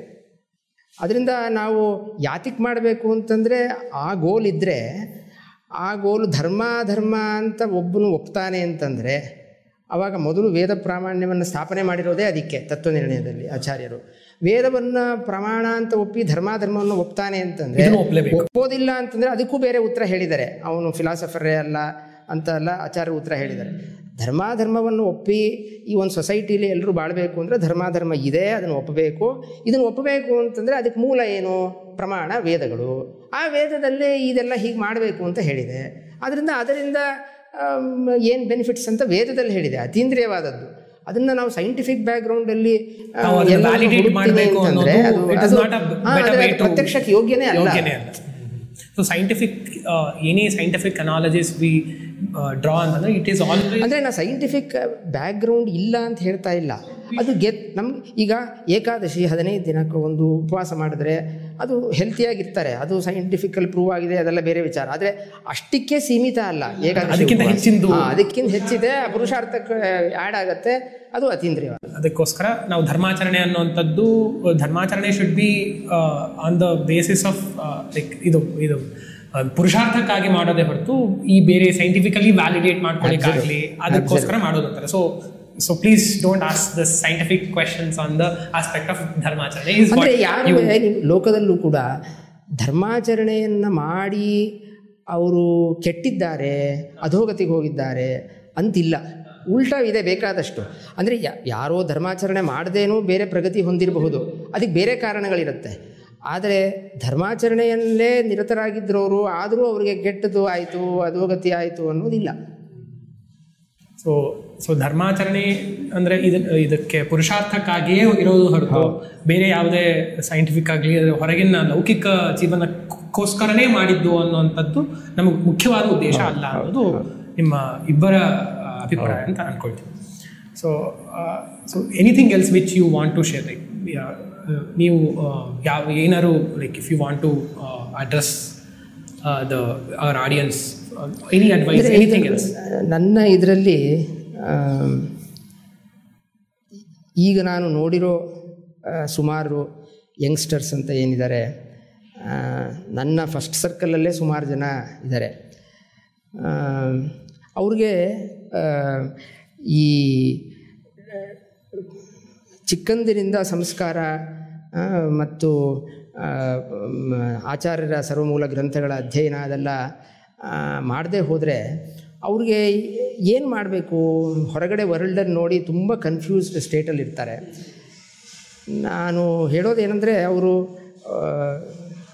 ಈಗ ತಂದೆ ತಾಯಿಗಳು ಅವ್ರ ಮಕ್ಕಳು ಇದ್ದರೆ ಚಿಕ್ಕಂದಿನಿಂದ ಸಂಸ್ಕಾರ ಕೊಡಬೇಕು ಅಂತ ನಂದು ಅಡ್ವೈಸು ಒಂದು. ಇನ್ನೊಂದು, ಸುಮಾರು ಜನ ನಾನು ಯಂಗ್ಸ್ಟರ್ಸಲ್ಲಿ ನೋಡಿದ್ದೀನಿ, ತುಂಬ ಮೊಬೈಲ್ ಯೂಸ್ ಮಾಡ್ತಾರೆ.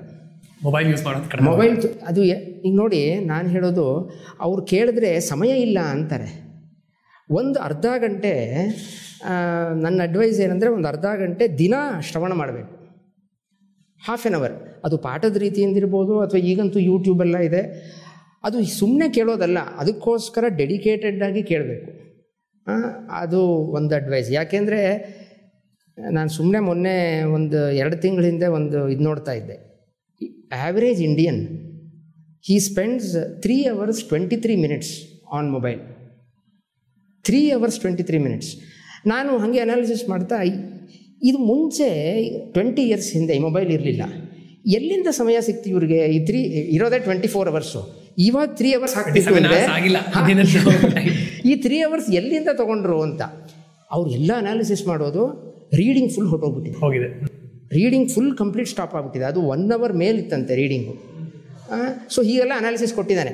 ಸೊ ನಾನು ಇದ್ರದ್ದು ಮೊಬೈಲ್ ಸ್ವಲ್ಪ ಕಮ್ಮಿ ಮಾಡಿ ಇದಕ್ಕೆ ಶಾಸ್ತ್ರಕ್ಕೆ ಹಾಕಿ.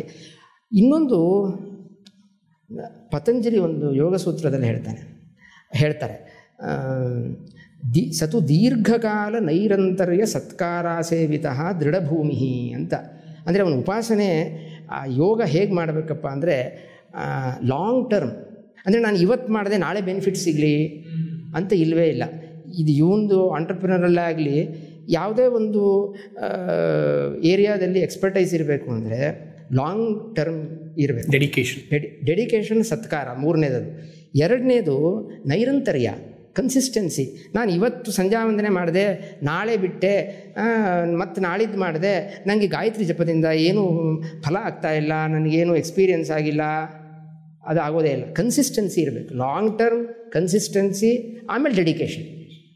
ಅದರಿಂದ ಏನೇ ಒಂದು ಆರಂಭ ಶೂರತ್ವ ಇರುತ್ತೆ. ಈಗಿನ ಹುಡುಗರಲ್ಲಿ ನಾನು ನೋಡಿದ್ದೀನಿ, ಏನೋ ಹುಮ್ಮಸ್ಸಲ್ಲಿ ಏನೋ ಶುರು ಮಾಡ್ತಾರೆ, ಆಮೇಲೆ ಅದು ಇದಾಗ್ಬಿಡುತ್ತೆ. ಅದನ್ನು ಹೇಗಾದರೂ ಮಾಡಿ ಅವ್ರು ಕನ್ಸಿಸ್ಟೆಂಟಾಗಿ, ಅದು ಜಪ ಇರ್ಬೋದು ಅಥವಾ ಬಂದು ಪ್ರದಕ್ಷಿಣೆ ಹಾಕ್ಬೋದು. ದಿನ ನಾನು ಪ್ರದಕ್ಷಿಣೆ ಹಾಕ್ತೀನಿ ಅಂತ ಇಟ್ಕೊಂಡ್ರೆ ದಿನ ಪ್ರದಕ್ಷಿಣೆ ಹಾಕಬೇಕು. ಅದು ಲಾಂಗ್ ಟರ್ಮಲ್ಲಿ ತುಂಬ ಬೆನಿಫಿಟ್ಸ್ ಕೊಡುತ್ತೆ. ಅದು ಅಲ್ಲಿ ತನಕ ಅವರು ಪೇಷಂಟ್ ಆಗಿರಬೇಕು. ಆದರೆ ಇದು ಬರೀ ಪತಂಜಲಿಯಲ್ಲ, ಟೀಕಾರಾಯರು ಸುಧಾದಲ್ಲಿ ಹೇಳ್ತಾರೆ, ಉಪಾಸನೆಗೆಲ್ಲ ಹೀಗಿರಬೇಕು ಅಂತ. ಅಂದರೆ ಇಷ್ಟು ನಾನು ಇವತ್ತು ಉಪಾಸನೆ ಧ್ಯಾನ ಮಾಡಿದೆ, ನಾಳೆ ಪ್ರತ್ಯಕ್ಷ ಆಗಲಿ ಅಂದರೆ ಆಗಲ್ಲ, ಜನ್ಮಾಂತರಕ್ಕೂ ಇದೆ ಅಂತ. ಸೊ ಇದೊಂದು ನಾನು ಕೊಡೋ ಅಡ್ವೈಸ್. ಸೊ ನಿಮ್ಮ advice to our young audience? So I will take you from the last discussion point we had, ಧರ್ಮಾಚರಣೆ, ಧರ್ಮ. ಅಂದರೆ ಒಬ್ಬರು ತಮ್ಮ ಎಕ್ಸ್ಪೀರಿಯನ್ಸ್ನ ಹೇಳ್ಕೊಂಡ್ರೆ ಇನ್ನೊಬ್ಬರಿಗೆ ಓಹೋ ಇದು ಆಗತ್ತೆ ಅಂತ ಒಂದು ಸ್ವಲ್ಪ ಕಾನ್ಫಿಡೆನ್ಸ್ ಬರುತ್ತೆ ಅನ್ನೋ ದೃಷ್ಟಿನಲ್ಲಿ ನನ್ನ ಎಕ್ಸ್ಪೀರಿಯನ್ಸಲ್ಲಿ ಧರ್ಮಾಚರಣೆ ಹೆಂಗೆ ಇಂಪ್ಯಾಕ್ಟ್ ಆಯಿತು ಅಥವಾ ಹೆಂಗೆ ಮಾಡಲಿಕ್ಕೆ ಆಯಿತು, even now it is practical ಅನ್ನೋ ಒಂದು 2-3 ಎಕ್ಸಾಂಪಲ್ಸ್ನ ಕೊಟ್ಟು I will want to drive home the point that ಧರ್ಮಾಚರಣೆ ಮಾಡೋಕ್ಕೆ ಅವಕಾಶ ಈಗಲೂ ಇದೆ. ಮನಸ್ಸು ಮಾಡಿದ್ರೆ ಖಂಡಿತ ದೇವರು ಮಾಡಿಸ್ತಾನೆ. ನನಗೆ CA ಫೈನಲ್ ಎಕ್ಸಾಮ್ ಇದ್ದಾಗ 12 ಅವತ್ತು ಪರೀಕ್ಷೆ, ಫೈನಲ್ ಎಕ್ಸಾಮ್ದು ಪರೀಕ್ಷೆ ಅವತ್ತು 10:45ಗೆ ಹರಿವಾಸರ.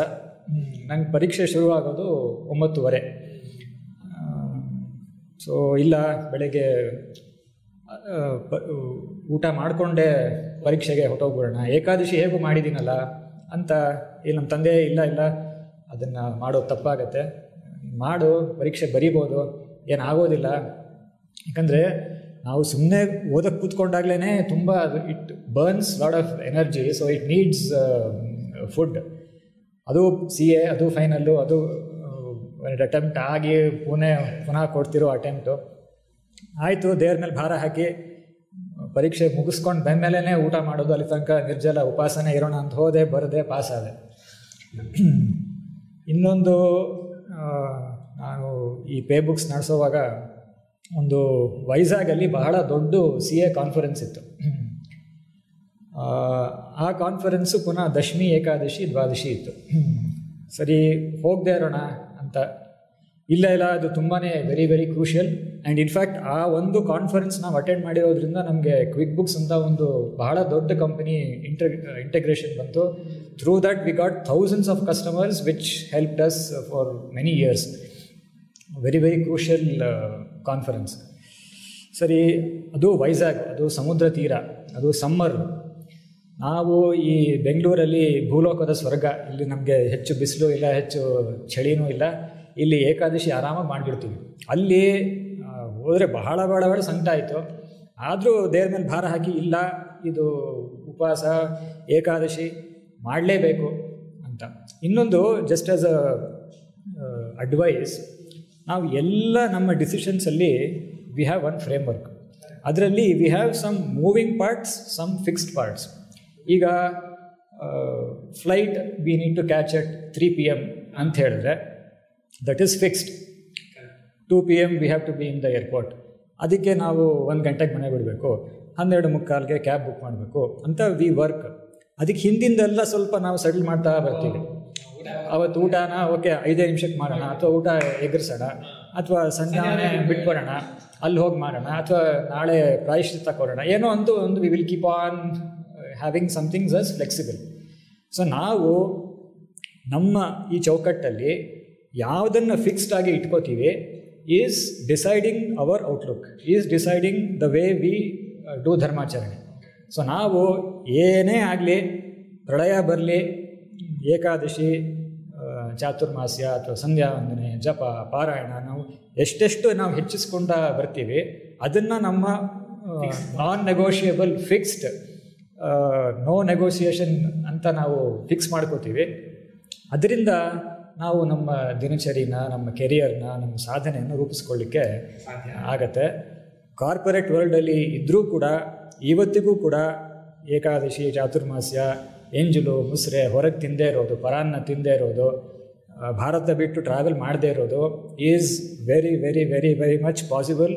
ನಮಗೆ ಬರೀ ಆ ದೃಢ ನಂಬಿಕೆ ಬೇಕು.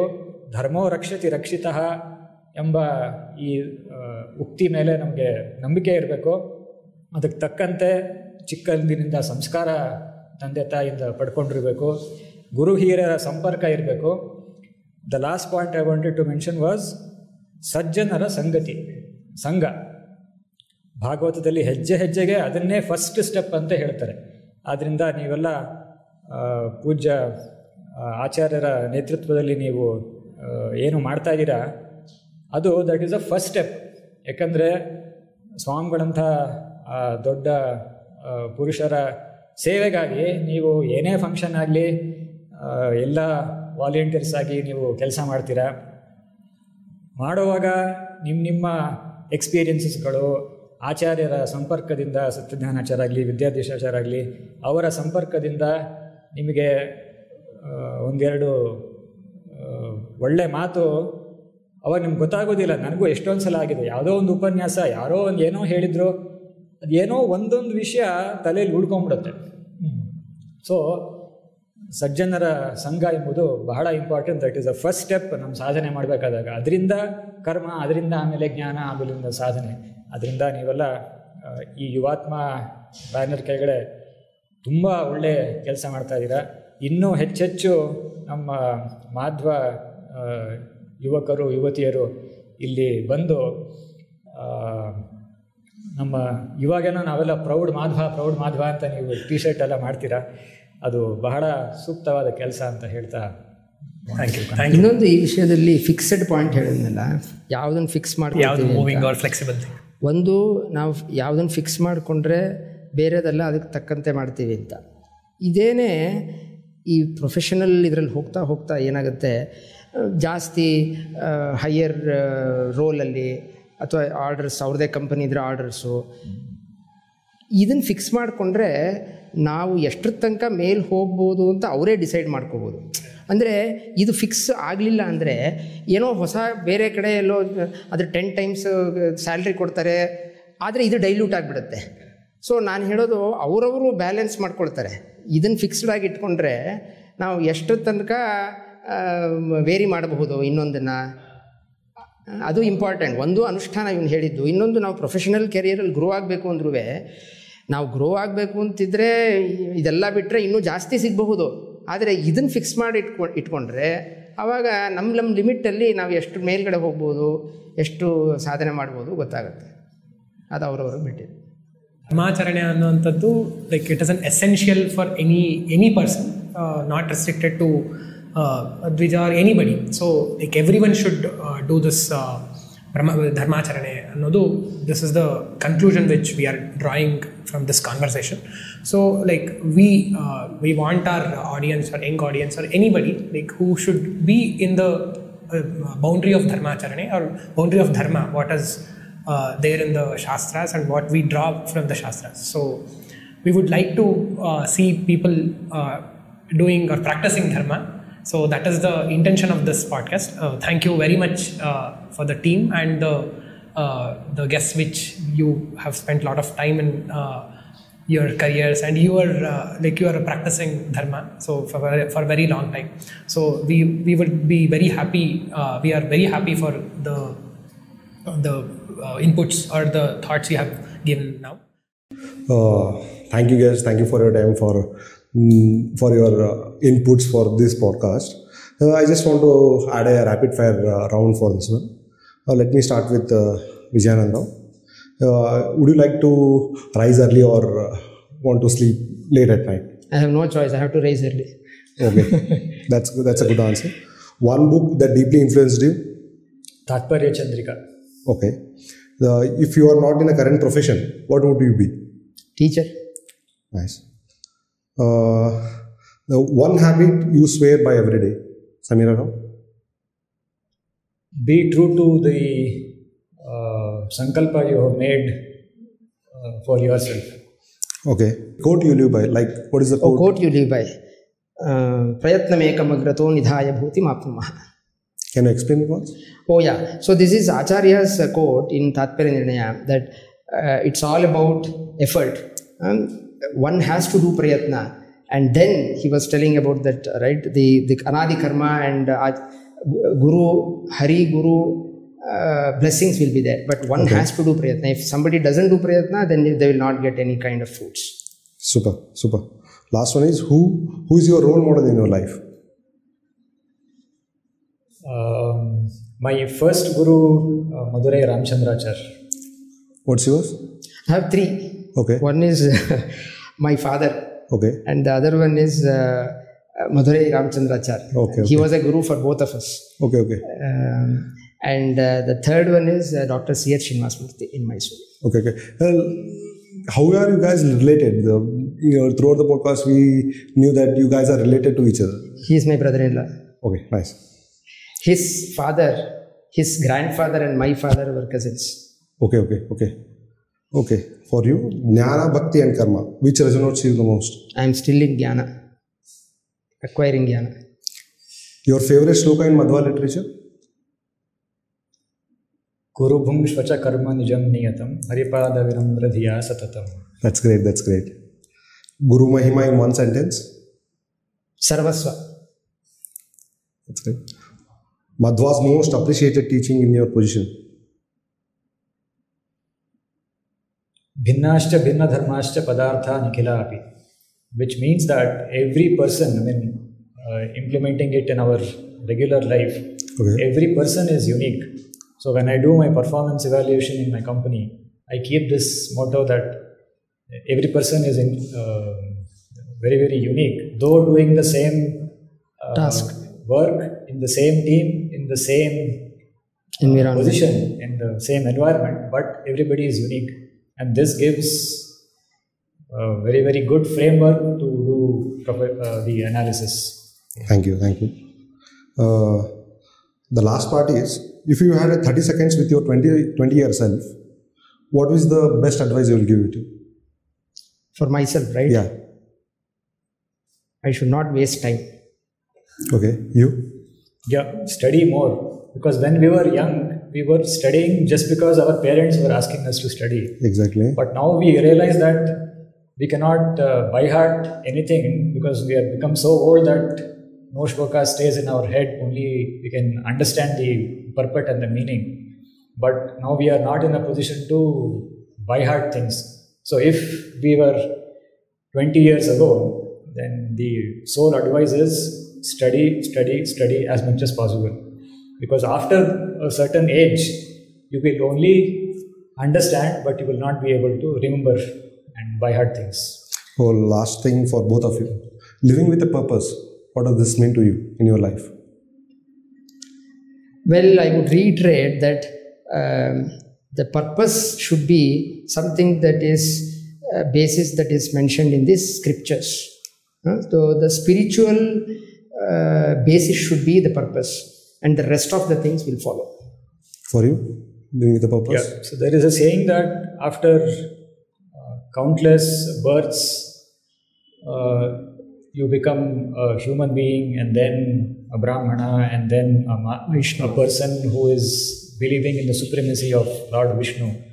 So the motto should be, don't waste your life, do sadhana. Okay, it was a really great round. Last advice which Gen Zs want to know about Dharmacharya and what in this time of life, how can we attract the Gen Zs to the Dharmacharya? So, as I said, to me, the first thing should be about what is the value that they are imbibing. What do they think as a purpose in life? If that is settled, the rest will follow in place. Okay. There will be, I think there will be a situation where I had a situation when I was in the 12th class where we used to come for there was Adhik Masa of Sri Satyatma Tirtharu. For 30 days I have been here itself, in Mata itself. So I had a situation when we just used to roam around the Mata and just used to touch his feet at the night and we used to go to sleep. After this Adhik Masa, I had a situation when bus ran on my leg. So everyone was worried and so many things were happening. So when I went to the doctor, after the second, it was fully wounded and it was inflamed too much.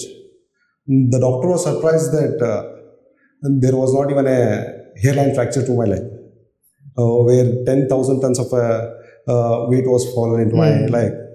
That was my turning point where I started with Sumad Vijaya. I started with learning things. But I think so this will be the situation where you want to explain any one of the situation about this? Like where you have turned into a Dharmic Gen Z, not Gen Z, Gen X. Change to... Yeah, exactly. No, I have not literally changed, but a lot of these incidents happen that prove that with elders' blessings, Dharmacharya is still possible even now. I'll give my last example, which is very, very recent. The company which wanted to acquire us did all the due diligence. They gave us a fantastic valuation. And then it was time for me to tell them that I don't travel outside India. I don't eat with them because the next day the senior person from the acquiring company was coming and supposed to have lunch and breakfast with him. So that was the time when I need to announce that this is my condition or this is the principles I follow. And a lot of people in the office were very, very hesitant, telling, sir, if you tell this now, then the deal will go away because nobody will want to acquire a company where the CEO is not ready to travel because our company is headquartered in New York. They have some 140 offices around the globe. Okay. But Dharma Rakshati Rakshitaha, I went and in very soothing words, convincing words and logic, I explained why I follow this. He understood that this is non-negotiable, that I will not travel. And surprise of surprises, after hearing my story, he only asked, Samira, if you are following all of this, I'm sure, and he's a Christian by religion, a non-Indian, completely white American in our language. He then told, Samira, I'm sure based on all of this, you must be fasting quite often. So then I told, yes, every 15 days I fast. Oh yes, I knew that you would be fasting. So Dharma Rakshati Rakshitaha is something, if you follow God through elders, through your parents, through gurus, through others, will hold your hand and then lead you forward. Thank you. This was the round. This was for the mainly to the Gen Zs. Thank you so much. We were very grateful for your time and ಧನ್ಯವಾದಗಳು. energy. Namaskar. Namaskar.